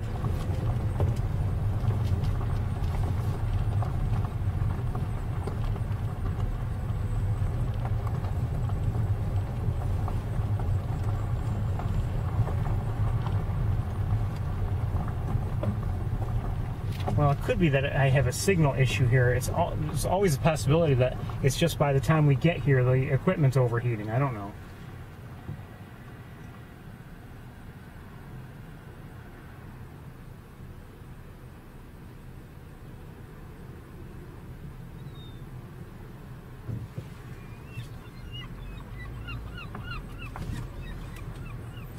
Hold on a second.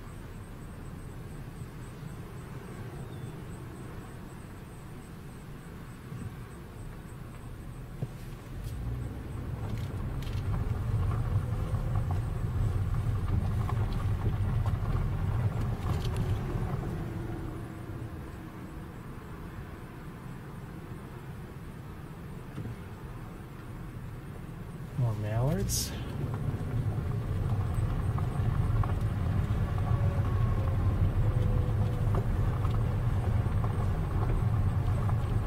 Another great blue heron. Not very close. I'm going to keep moving right along. If I see something worth really looking at, then I'll stop and we'll look at it. But otherwise, I'll just tell you what I see. Another mallard. Two double-crested cormorants.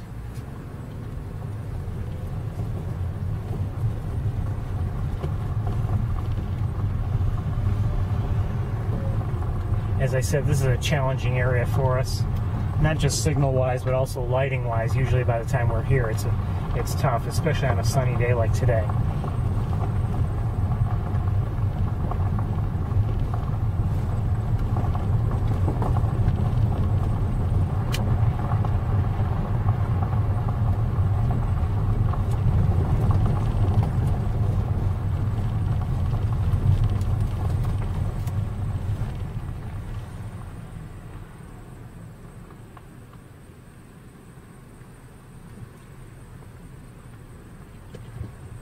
Two more cormorants.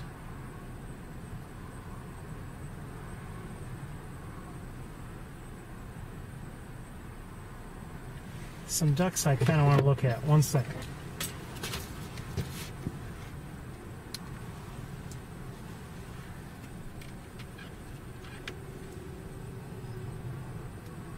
Oh, now they're not in view, or are they? Maybe they are.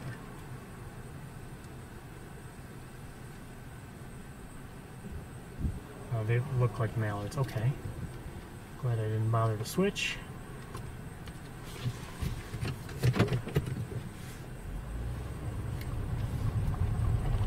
Nothing against mallards, but we've seen them so often.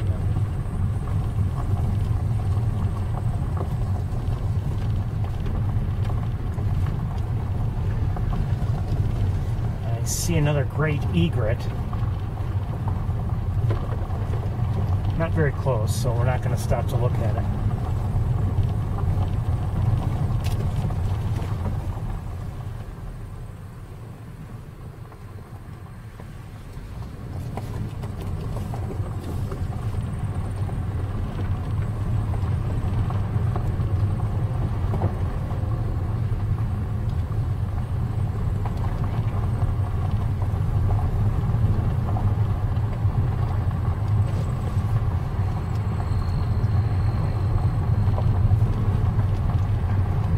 Notice today I did see one small bird. That one bird, well, back near Bennings, it was on the other side of the road. Other than that, I mean, I've seen no sparrows or heard any sparrows. No wrens. Again, I'm not saying they're not here, but, you know, if they're not singing or vocalizing in some way, and everyone's pretty much staying hidden, it's tough to find them.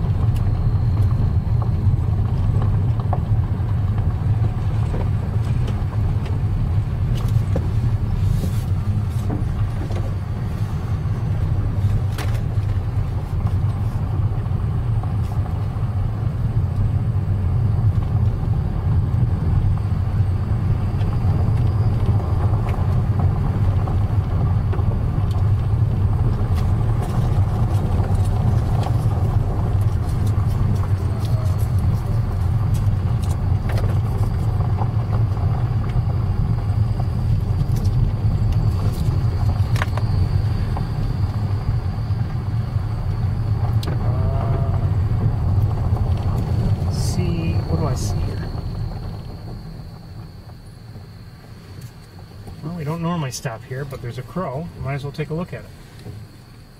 A crow? Yes, a crow.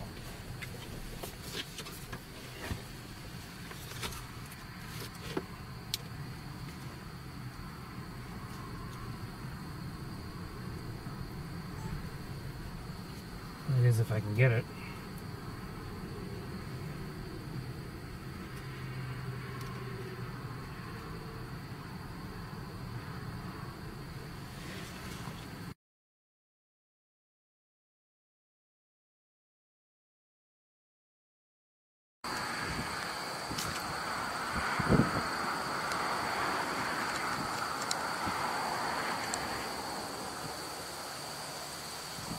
I'm having a hard time seeing it myself.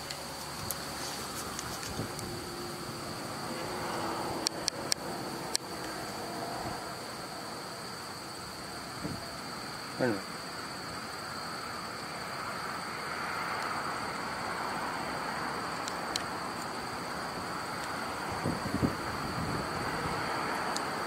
Lighting this channel now, there's no doubt.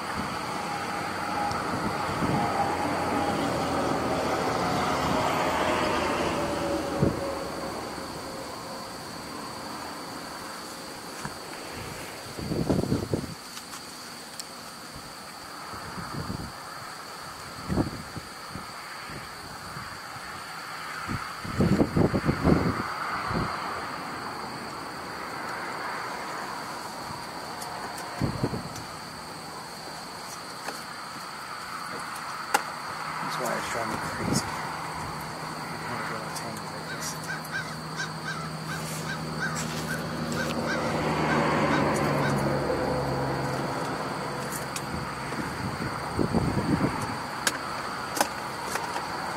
Sorry, I'm looking away from the camera right now.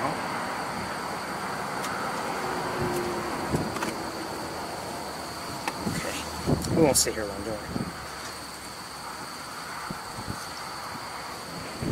I like those. Just a few more moments.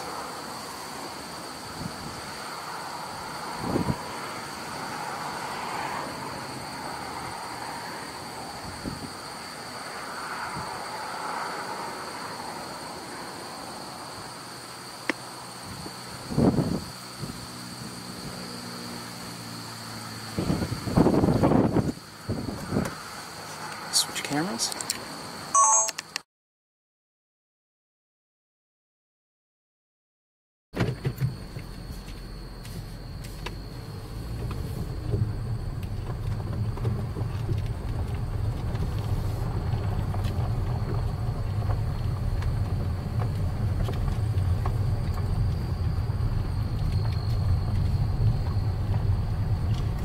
What I'd really like is a real close-up one day of a raven.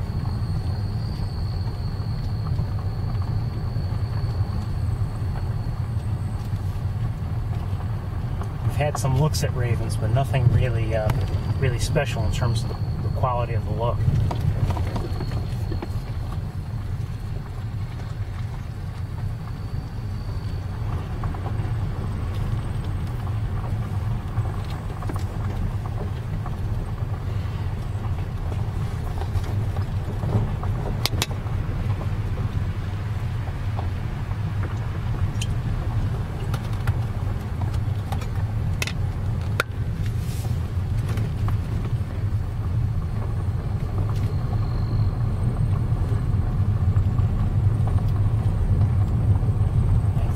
That's going to do it for Wildlife Drive.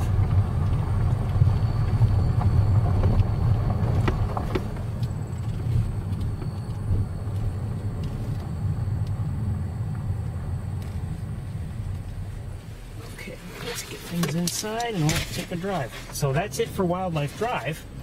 Let's go on to another stop or two. Oh, I hear a bunch of starlings. They're in the trees and bushes here. I don't know how many there are, but quite a few by the sound of them.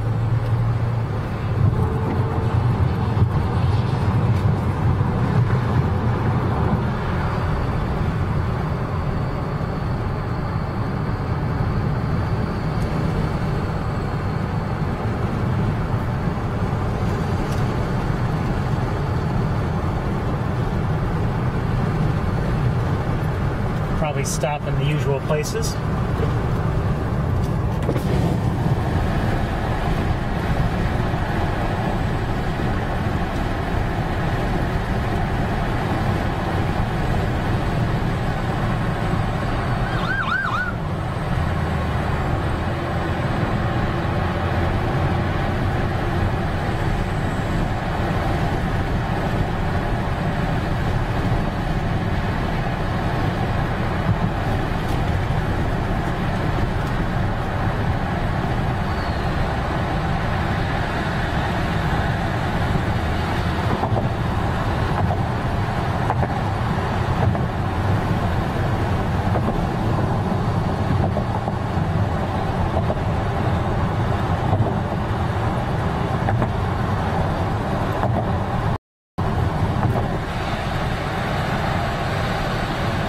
See on the osprey now, I think we're going to keep going.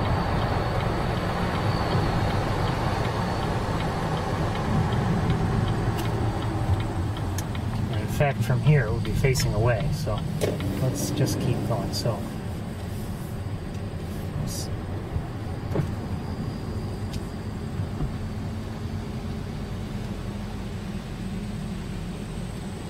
see what we can see.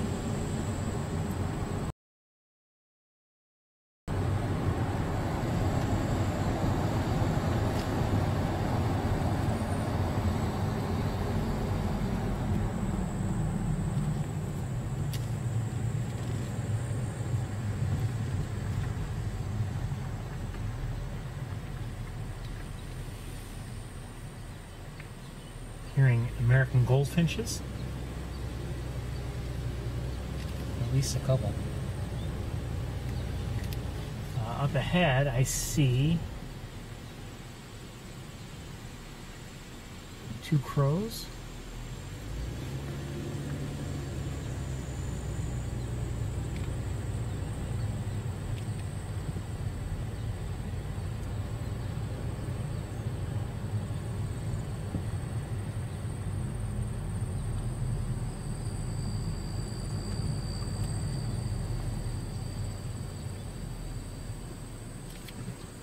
I just see something. Wait a minute. Okay, keep going.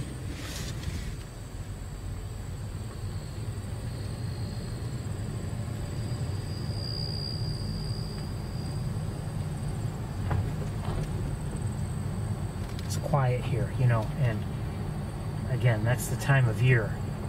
A number of weeks ago, back in, you know, in the spring and early summer, we'd hear a lot of birds singing, or at least calling, or whatever, but not today.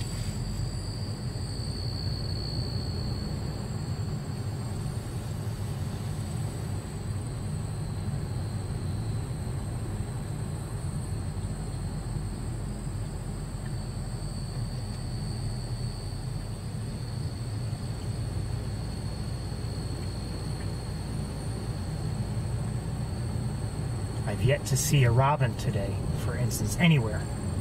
Not just here, but anywhere. Haven't seen or heard one. We may see some in Ithaca, but, you know, the point is, I believe, you know, many birds actually have left.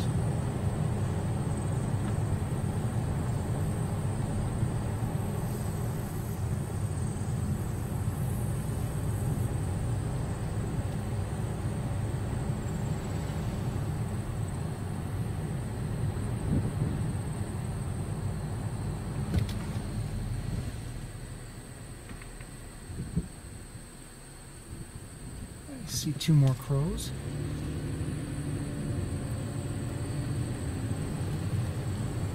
Not close.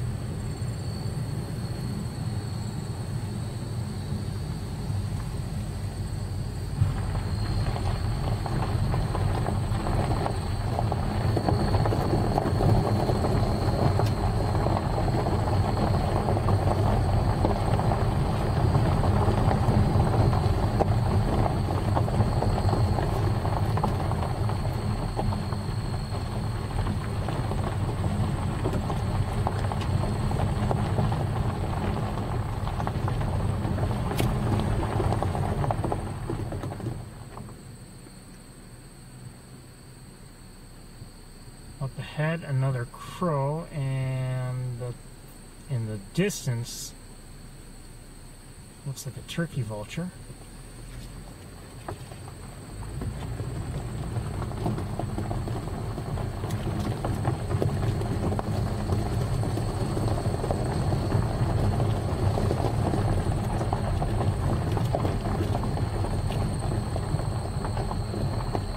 Looking down below, there's not much water down there.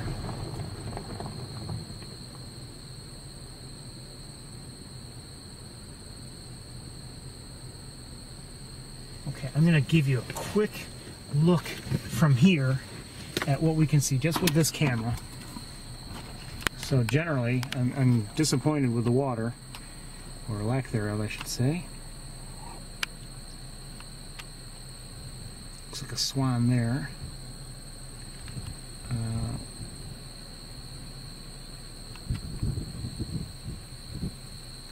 There's some Canada geese. Those look like sandhill cranes there, I believe. So maybe we'll get a better look at them. There may be more cranes than I thought. Yeah, I heard that there were 5, but I have a feeling there are more than that. And more Canada geese and great blue herons. So we'll see. I'll say this, I want more water down there. There's no doubt about that. And I'm concerned that maybe this will not be a draw. There is some more water. I didn't show it to you, but I'm concerned it won't be as the draw that I hope it is for, snow geese and Canada geese. Oh, there goes the crow, took off, in the fall. And sandhill cranes. But if there's at least some water down there, maybe it will tend to concentrate the birds, and maybe it'll make for easier sightings from way up here, I don't know.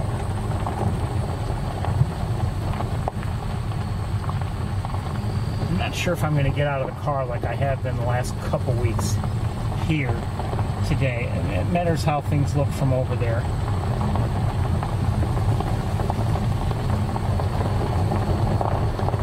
As we reach the viewing area.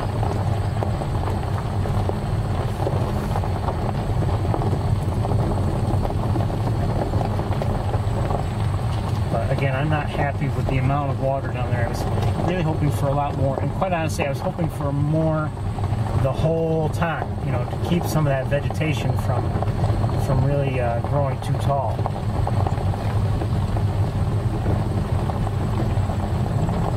Cars here in the viewing area. I may have to get out of the car just so that we can see. Just because of where the cars are, I can't really pull in and pull to the side, turn around like I want to. So I think I'm going to do that. I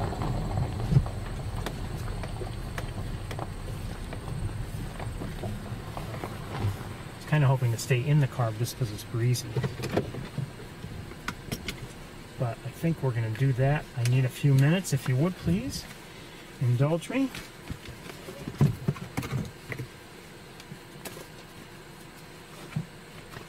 And we'll take the best look that we can.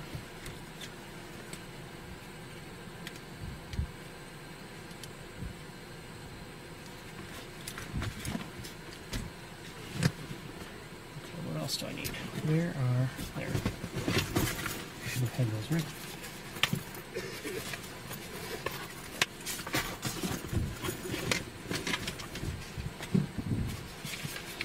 Oh, what do I see? Who's taking off? Somebody took off. They may have been swans. I'm not sure. No, yeah.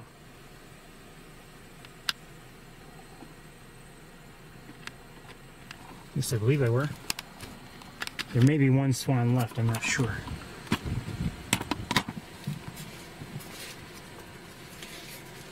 Okay. I'm getting there. I'm going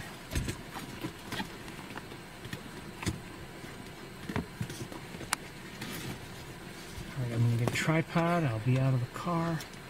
and we'll see what we can see in a moment.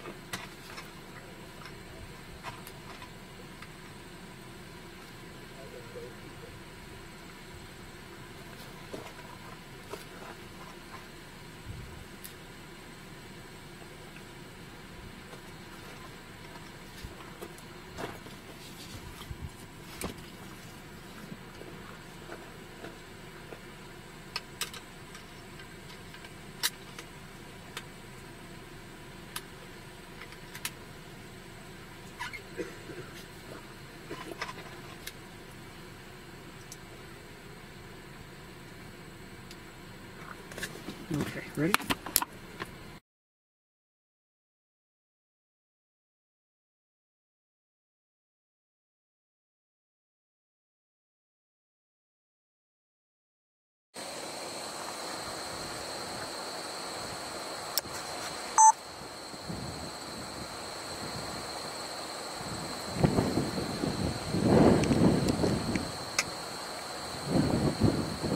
Somebody just dove. Hold on, I've got to adjust the tripod.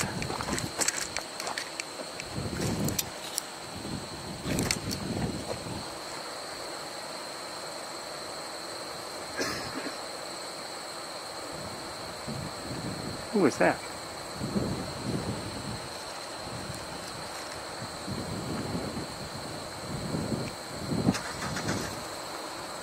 Looks like a group of heron, okay.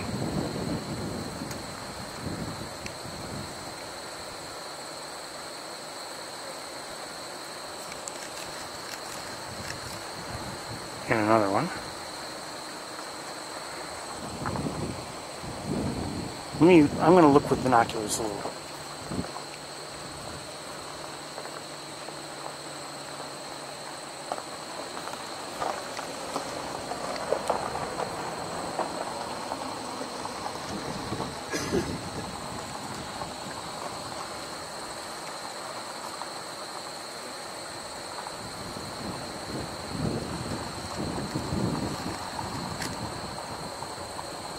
Looks like a crow there.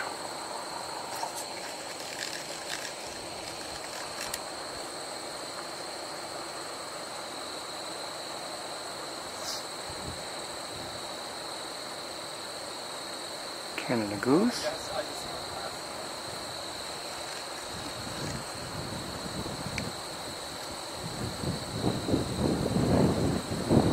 Don't know. Sorry, the wind is pushing the camera so often it does, and it is causing some shakiness, especially given our magnification that we're using.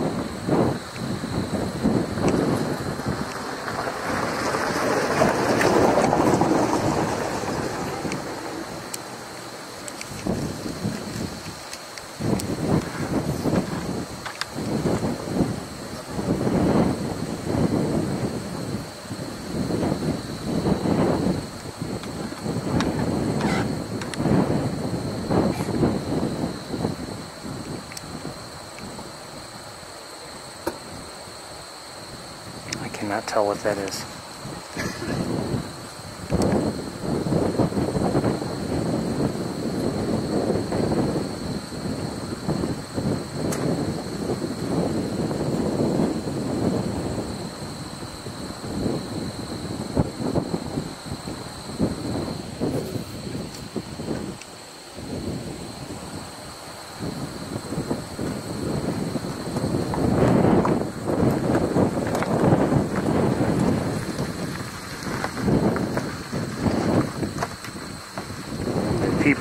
are to my right are leaving.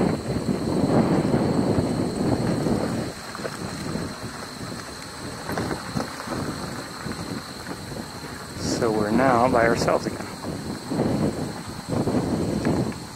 But this is challenging, given the distances involved. This is very difficult. You can hardly see.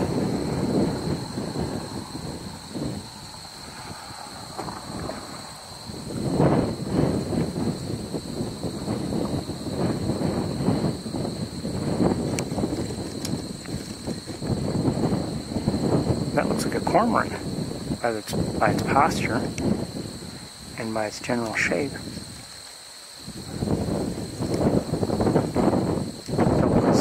It looks like a couple more, I believe. They look to be on the lighter side, though, in terms of coloration. So I wonder if they're young or what.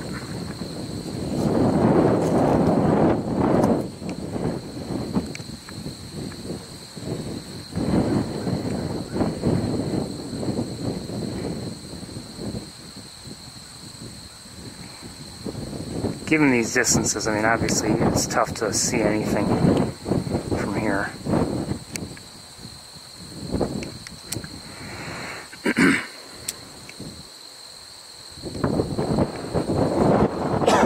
Maybe I caught that guy's cough immediately. Okay, so we still have one swan here.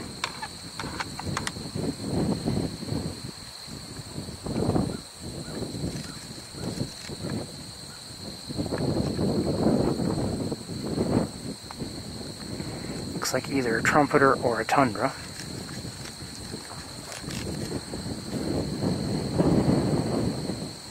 Won't be able to tell from here.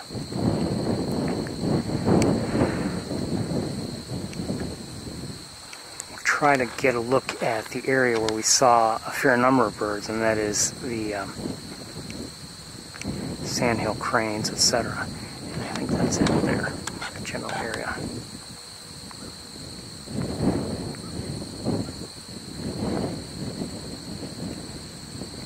Quite a few cranes. 2, 3, 4, 5, 6, 7, 8. At least 8 right there. Let me count again. 3, 4, 5, 6. Wait, 3, 4, 6, 7, 8. Maybe 9. I can't. Yeah, I think there are 9. And I thought I saw more earlier in another spot. Maybe I'm wrong.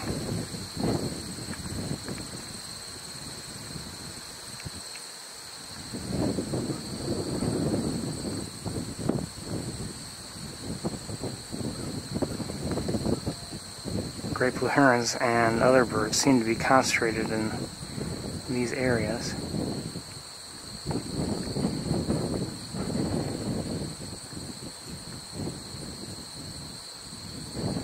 I'm going to, I think, with binoculars again, see if there's anything really worth looking at, and otherwise we're going to, I think we'll go on to the next stop. Leave the camera there for a moment.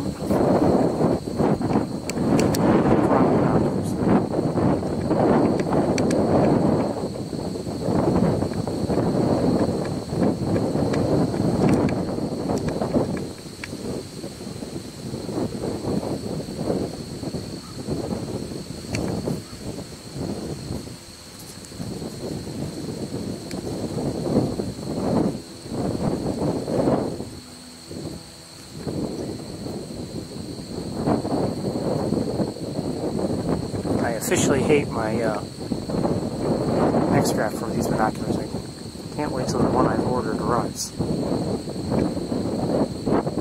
I think I might see a harrier in the air. Hold on one second.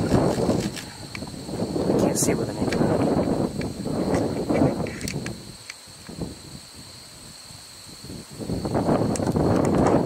And now I don't see with the binoculars either.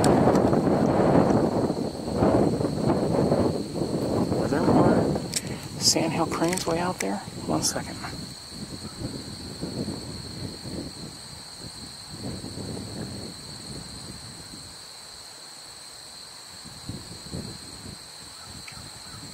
think so.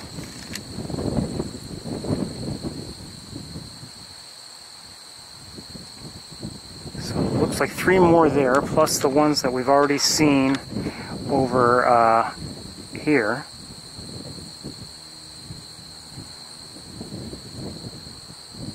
So I think we have at least a dozen in the area.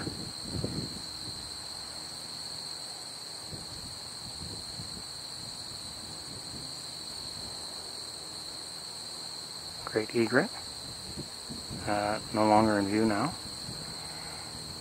Now let me see if I can see the harrier again.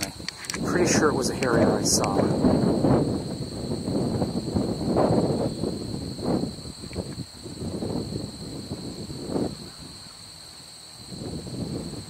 I don't see it now. It was way out there.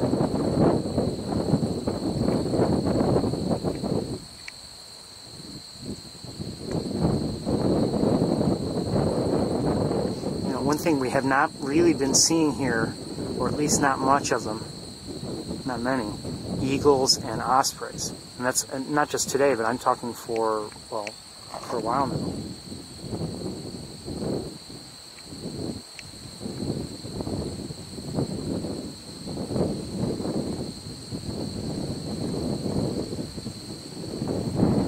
Okay, I think we might as well go on to the next stop.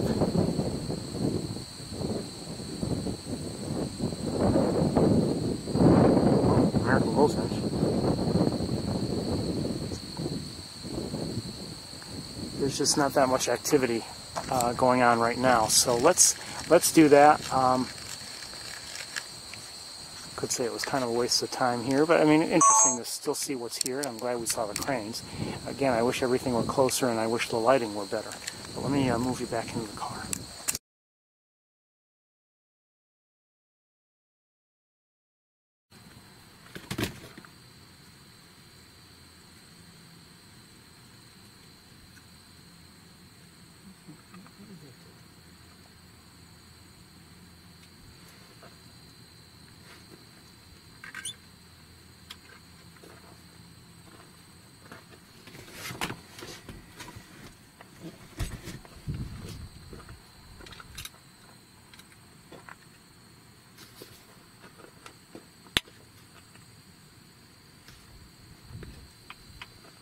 I have to say that East Road's been, disappointing for the last few weeks.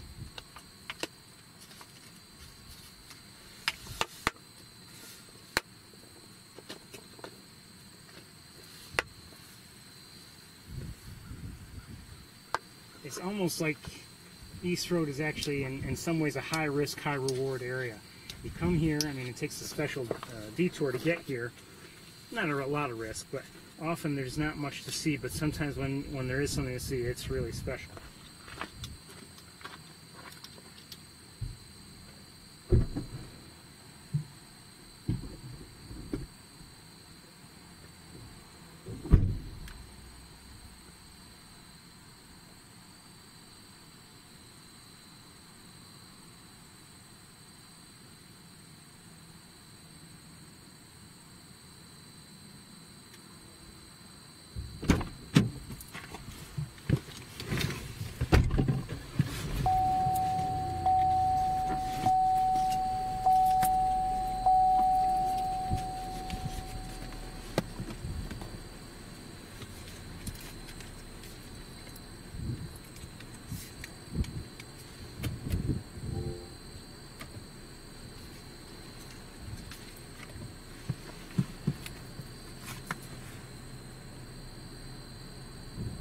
One second, I need to address something.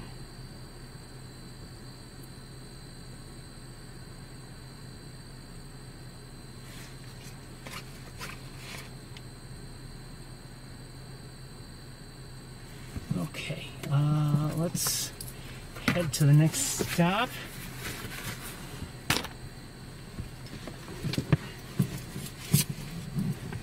And we may just do what we've been doing at, I think we are going to Maze Point. We are going to go to Shockey Pool and check those out, see if they're worth even staying for. I may go to one additional stop to look around, especially if the other two before it proved to be a waste of time.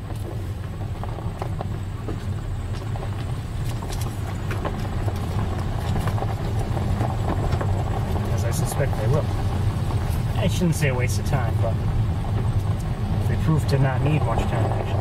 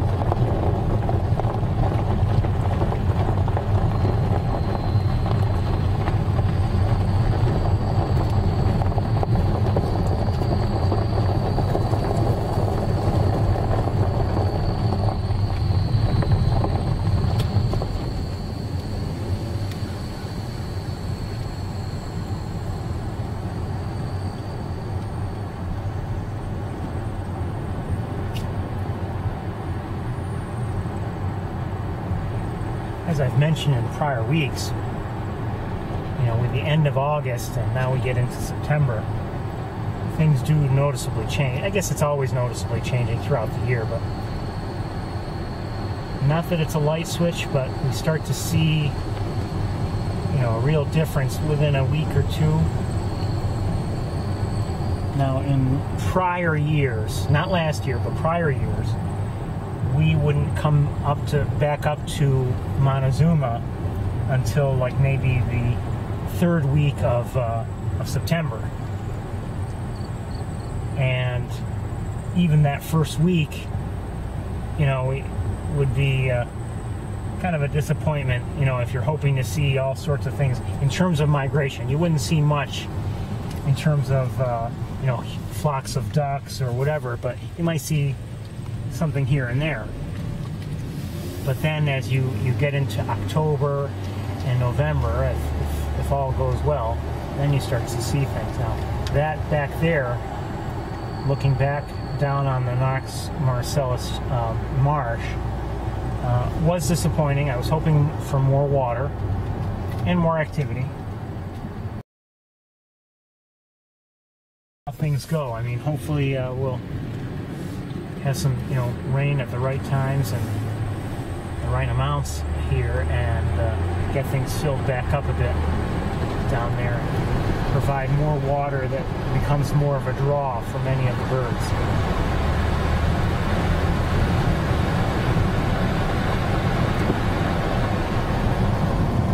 And you know, you never know what's going to happen.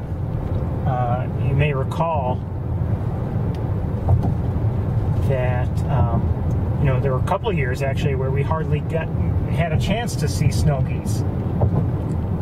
Just our timing was off, and I think, like, you know, they started coming through when we really were no longer. I mean, we were well into in December, like maybe even the second week of December, and we still hadn't seen any snow geese. And then I heard within a day or two they came through, and it was, you know, impossible for me to come up and see them.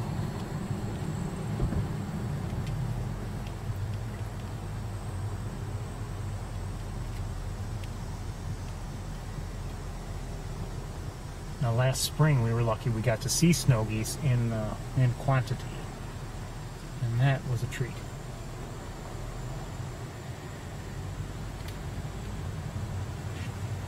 That was a treat.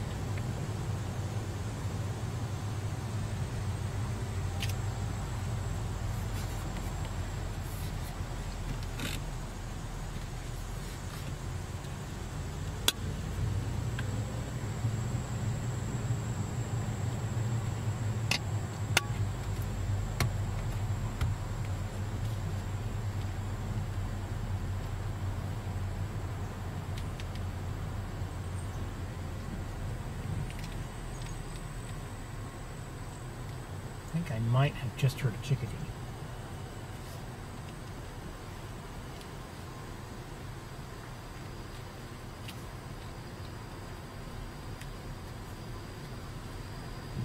But as for the dead trees that are to our left, they're pretty quiet. There's nothing going on. I see nobody.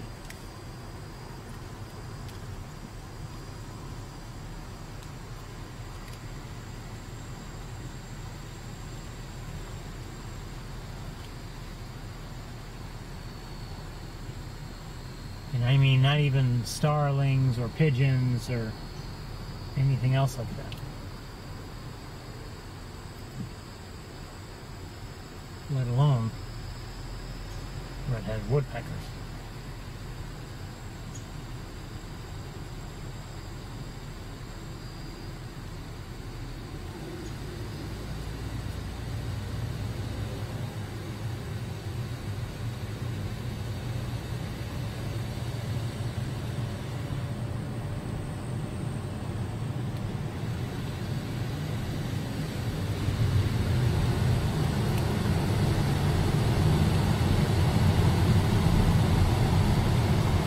I just saw a pigeon.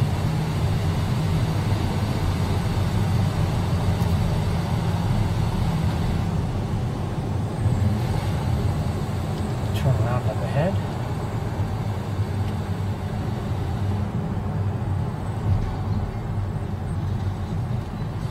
I think what I will do is what I have been doing the last couple weeks, and that is I'll get out of the car and we'll take a look and see if it's worth,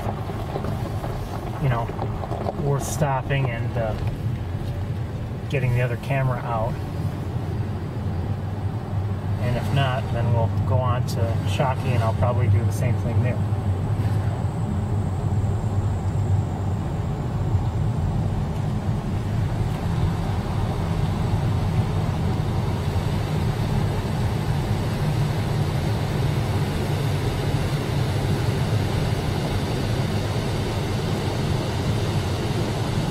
There are a few Canada geese in the distance, like 3 or 4 of them, maybe 5. They're along the canal or whatever it is. Am I hearing a cardinal? Maybe? Sounds like a cardinal chip note. No, maybe not. No, that sounds almost like a song sparrow chip note, actually. I don't see it.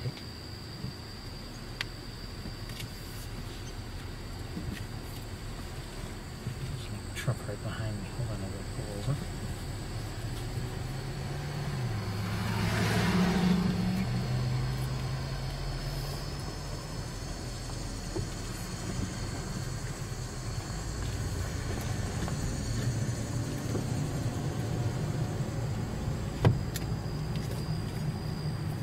So I'll run out, and as soon as I park the car, I'll see if there's anything worth looking at.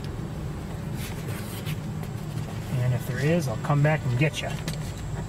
If not, we'll keep going.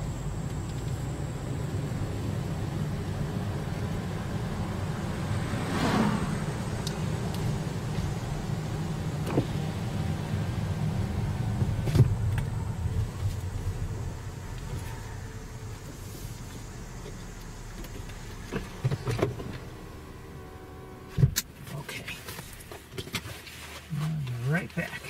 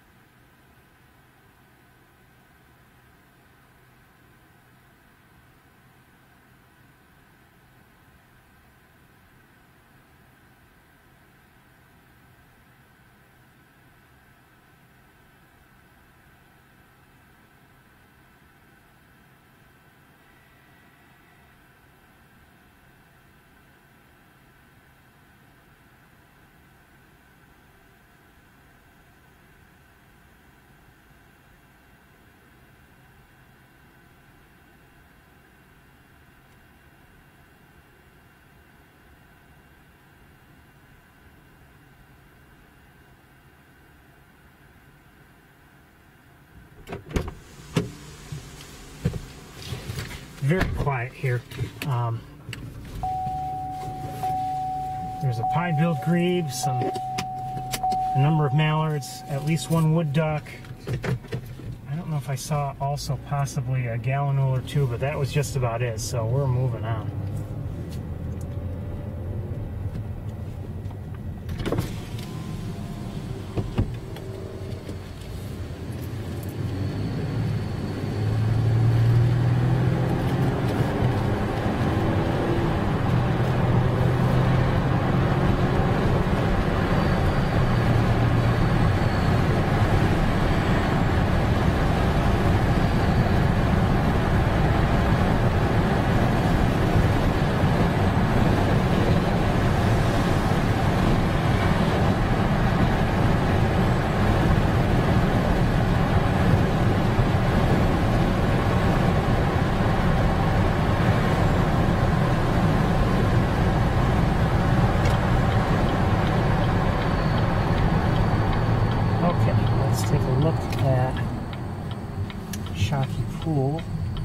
And again, my hope is that they've done some of the mowing or whatever that they do, or that I've heard that they do. There's no guarantee that they will have done that. And I don't know when they even started. If they started. I'm not even going to get out of the car. As I can see, there's nothing really going on. I can see vegetation is still as tall as it was, and I think we're going to go on to the next stop. We're going to make one more stop and take a look in one other place, and maybe we will get out of the car together.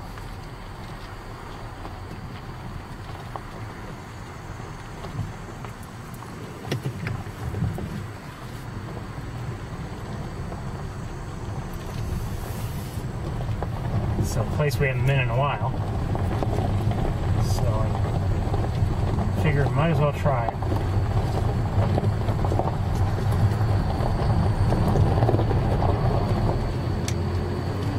We're going to go to the South Spring Pool.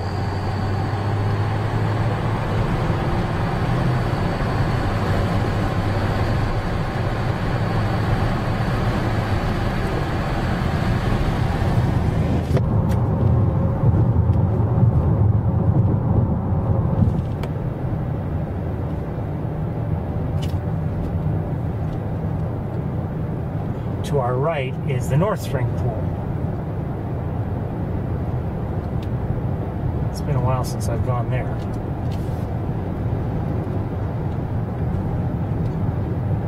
Quite honestly, every time I go there, I spend more time watching out for goose droppings than I do seeing birds, so that's why we don't go there.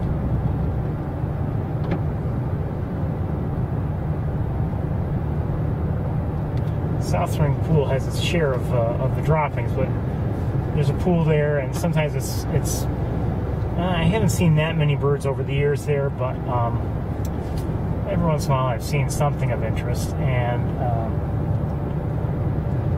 it's kind of nice to go to every once in a while. So we're going to give that a try today. And there may be nothing. I mean, very often, even at the height of things, I don't see much there, but we'll give it a try today.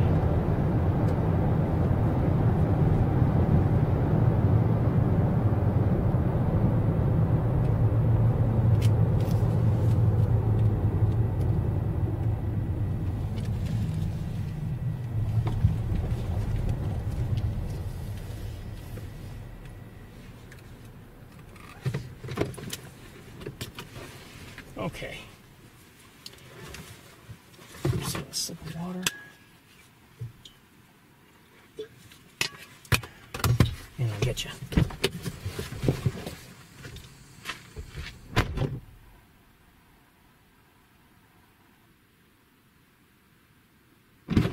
I'm just going to use this camera for now. If we see something really great, then we'll come back and we'll switch up the equipment.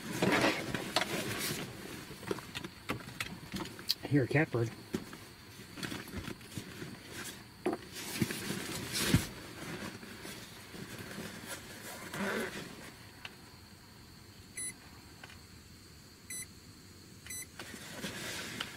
to make a couple adjustments. I forgot about one.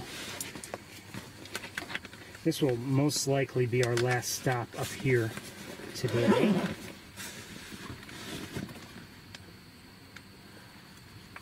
Uh-oh. Oh no, that was...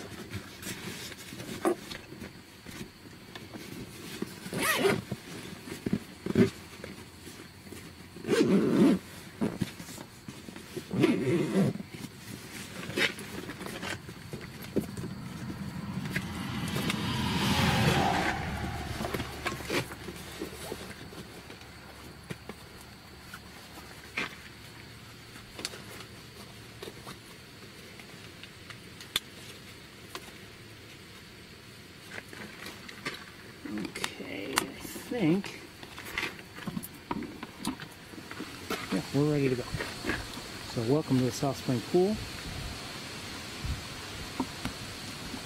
The wire's tangled up all over the place as usual. Let's just take a walk.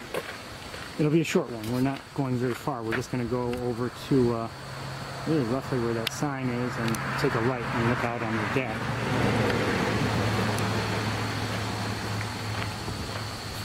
Or walk out onto the deck, I should say, and then look around from there.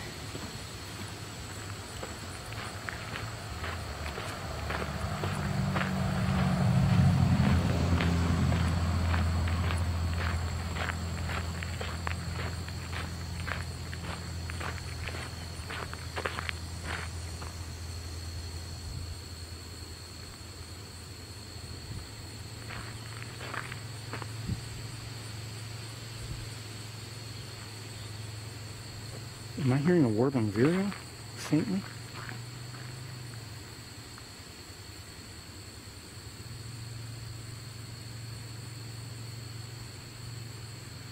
I'm not sure. It was faint and there is some wind noise.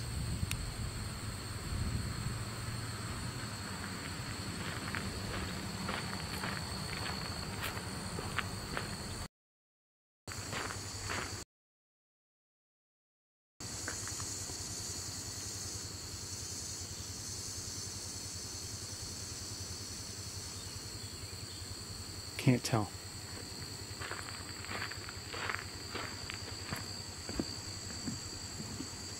It's actually a pretty scene. And you know, with some of these leaves already changing, it just adds a little bit of color. It's been a while since I've been here.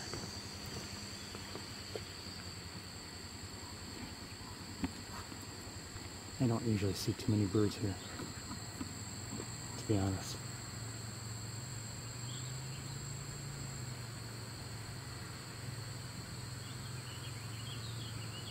I don't know what that is I'm hearing. It's not a warbling vireo, it's something else.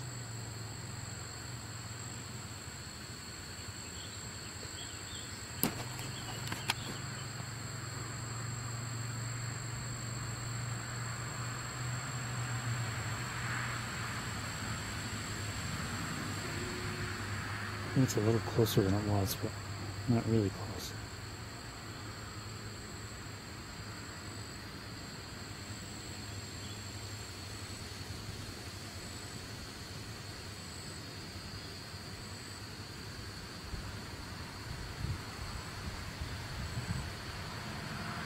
I'm glad I didn't bother to bring the other equipment. So far I'm not seeing anything worth looking at with it.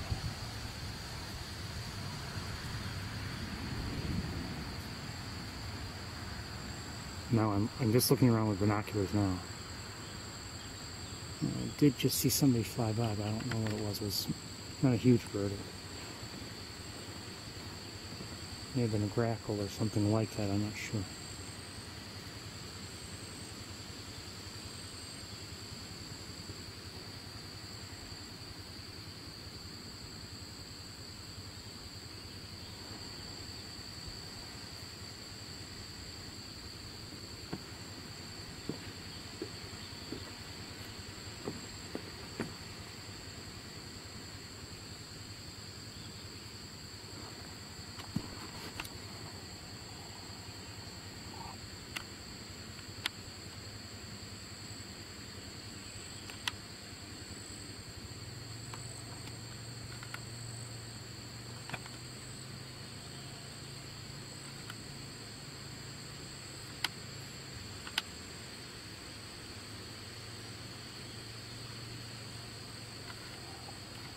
sure what that is. Now I kind of wish I had the other equipment.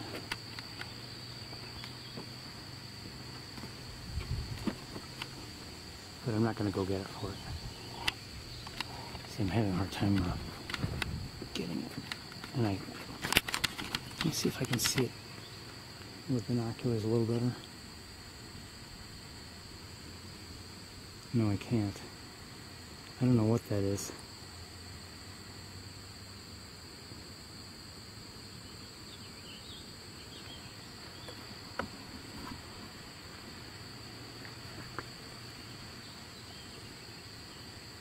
Kind of looked like some kind of a bird of prey, but I'm not sure.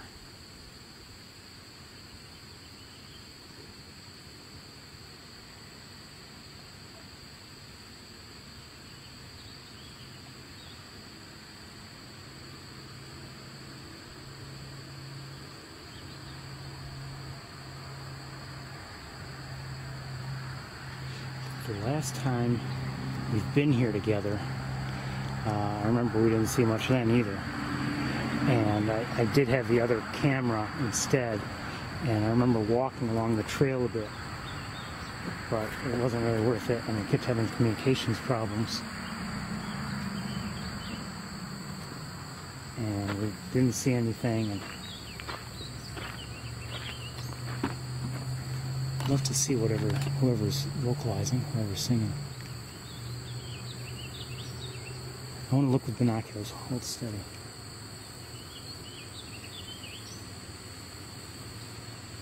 I just saw a flycatcher of some sort, and I don't know if I can get it for you or not. Oh, it just took off.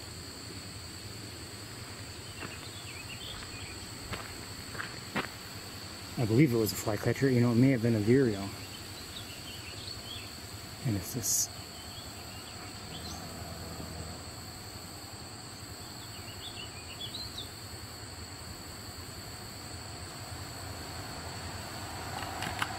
It's possible it's a warbling vireo, but I don't know. It kind of sounds like one.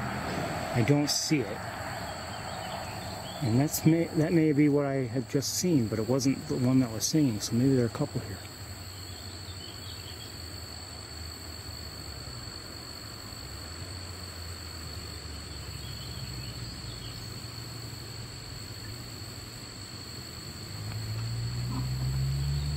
But I think, I did just see a blue jay. And we heard it. But I think we're going to move on, or at least, actually we're going to close up shop and head to Ithaca.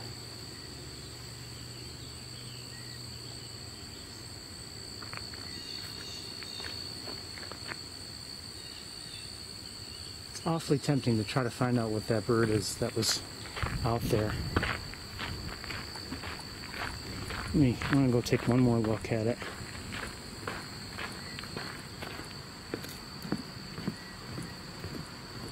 I used to come here on a fairly regular basis when I was taking still shots.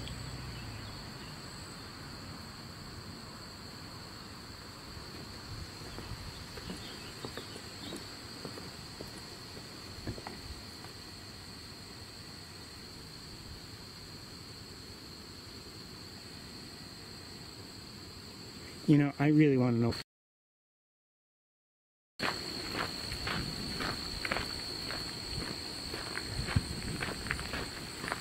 It seems to be on the large side. Maybe I'm wrong, and I hope it's still there when we get back, but I'd like to know what it is. I have a feeling it's, I don't know what it is. It may be an osprey. I don't know.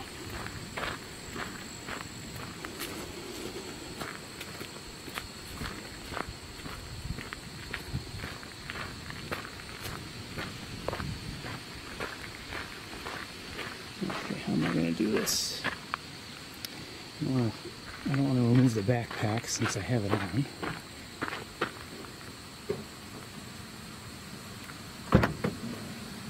Maybe I should anyway.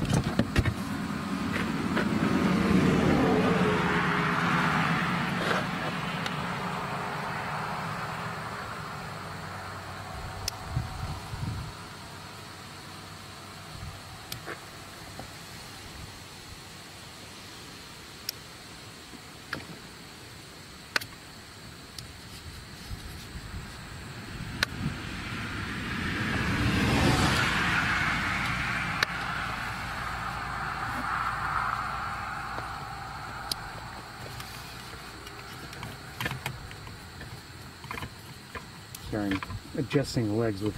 I should probably just sit you down for a moment.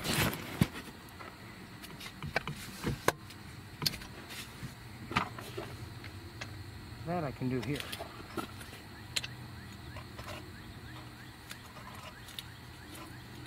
hear a cardinal.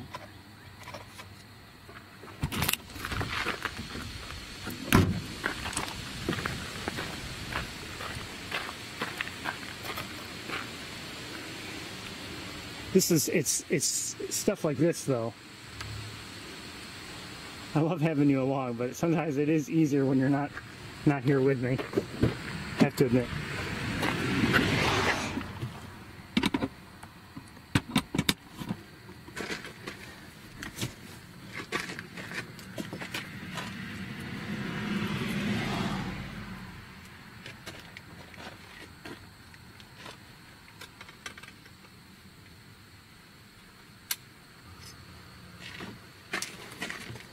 Okay, ready?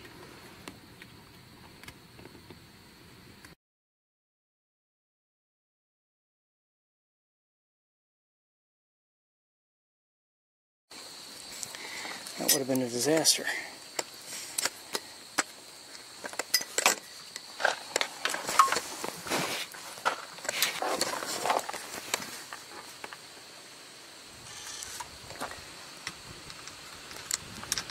Oh, don't do that to me.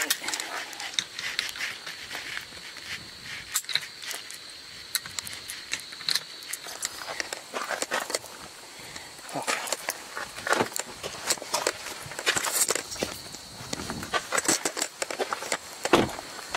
All right. Just a couple more moments and we'll go take a look. That bird had better still be there, or I'm going to be very upset.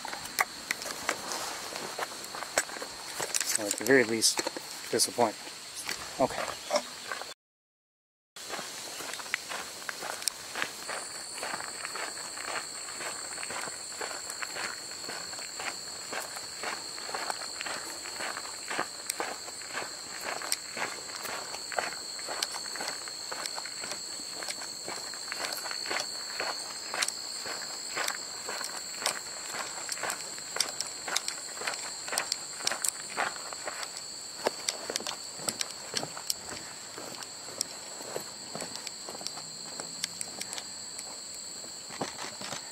Let me just verify that we can see it from here.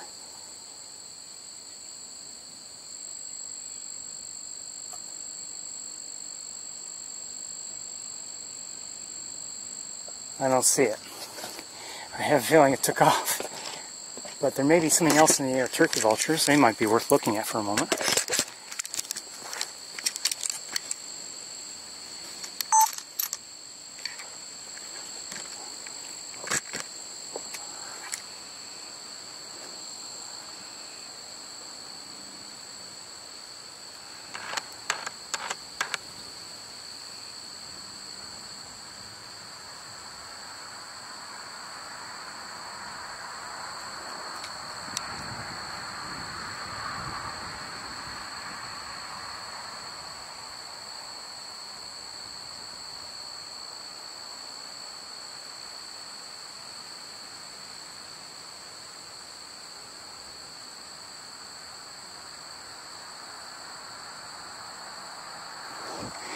And thought I saw one or two more that were actually farther, but maybe easier for me to stay with. Maybe not.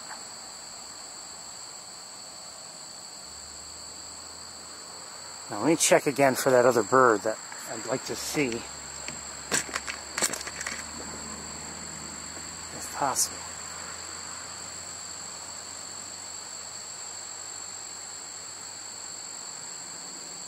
Yeah, it looks like it's no longer there.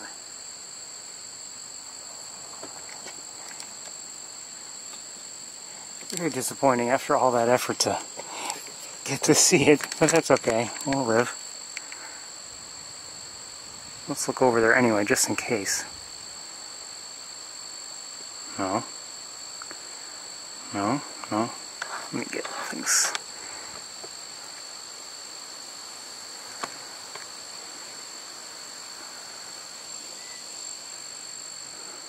Let me get my bearings here. Hold on.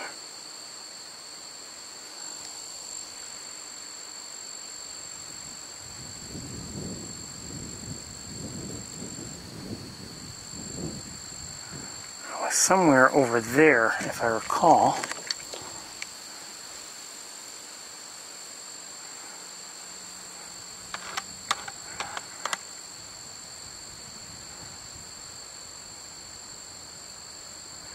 Like somewhere around there, but I don't see it now. Let's move over here. Maybe we can get a better look.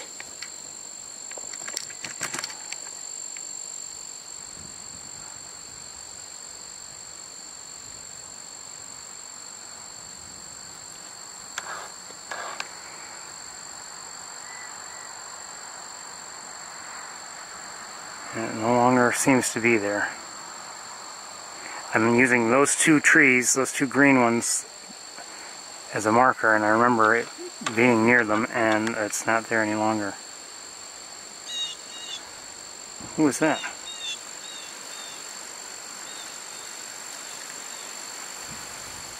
Looks like a flycatcher of some sort, I think. Maybe a kingbird? I don't know. We'll wait here a couple minutes. Maybe something will turn up that's interesting. And I'll keep looking with binoculars while you're looking there.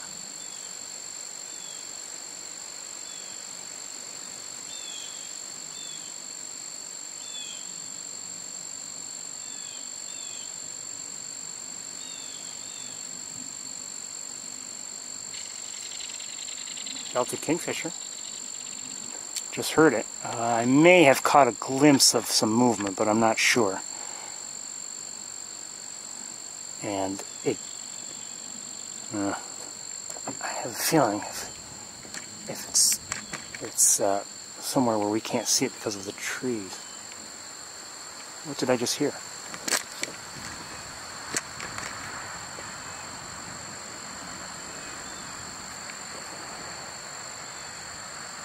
Sounded for a moment like, although there are blue jays nearby, so who knows if we've got a mimic, but sounded kind of like a young red-tailed hawk.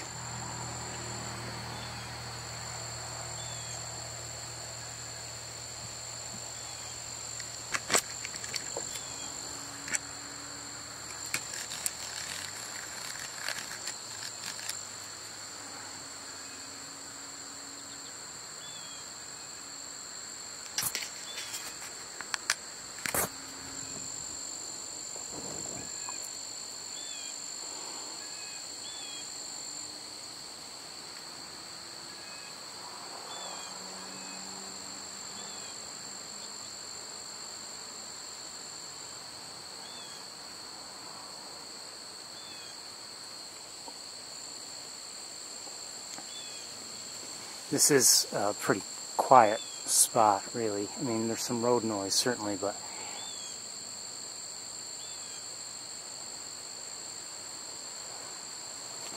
okay, let me have you look at maybe something, if there is anything worth looking at, and then I'll look around with binoculars once I get you situated.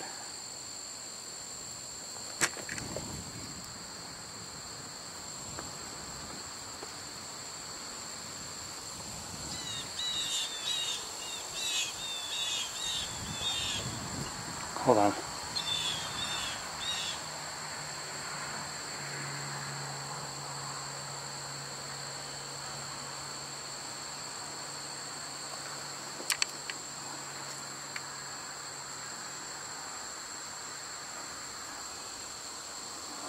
Blue jays are flying over, so maybe there's 4 blue jays total. I just saw 4 of them in the air.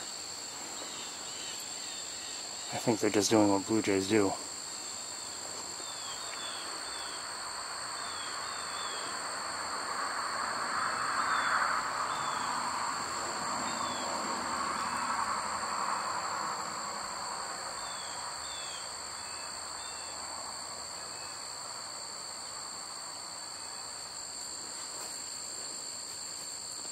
Okay, let me look one more time over in that area where we saw that larger bird. and see if I can see it, if it's around. If not, maybe we'll pack up.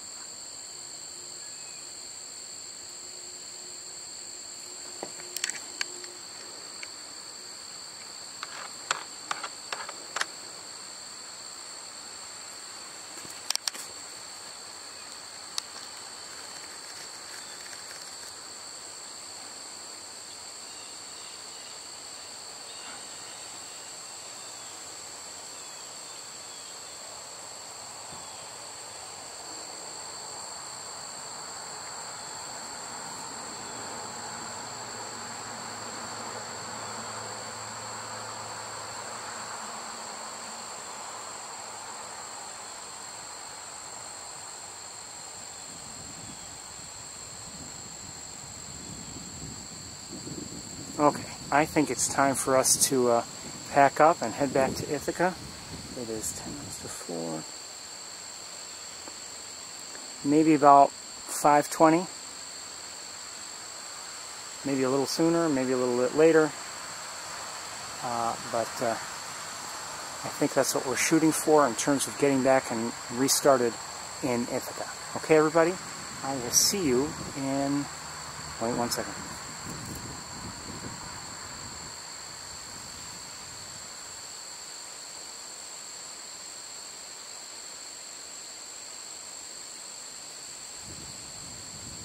Okay, I don't see anybody. I thought maybe something was going on.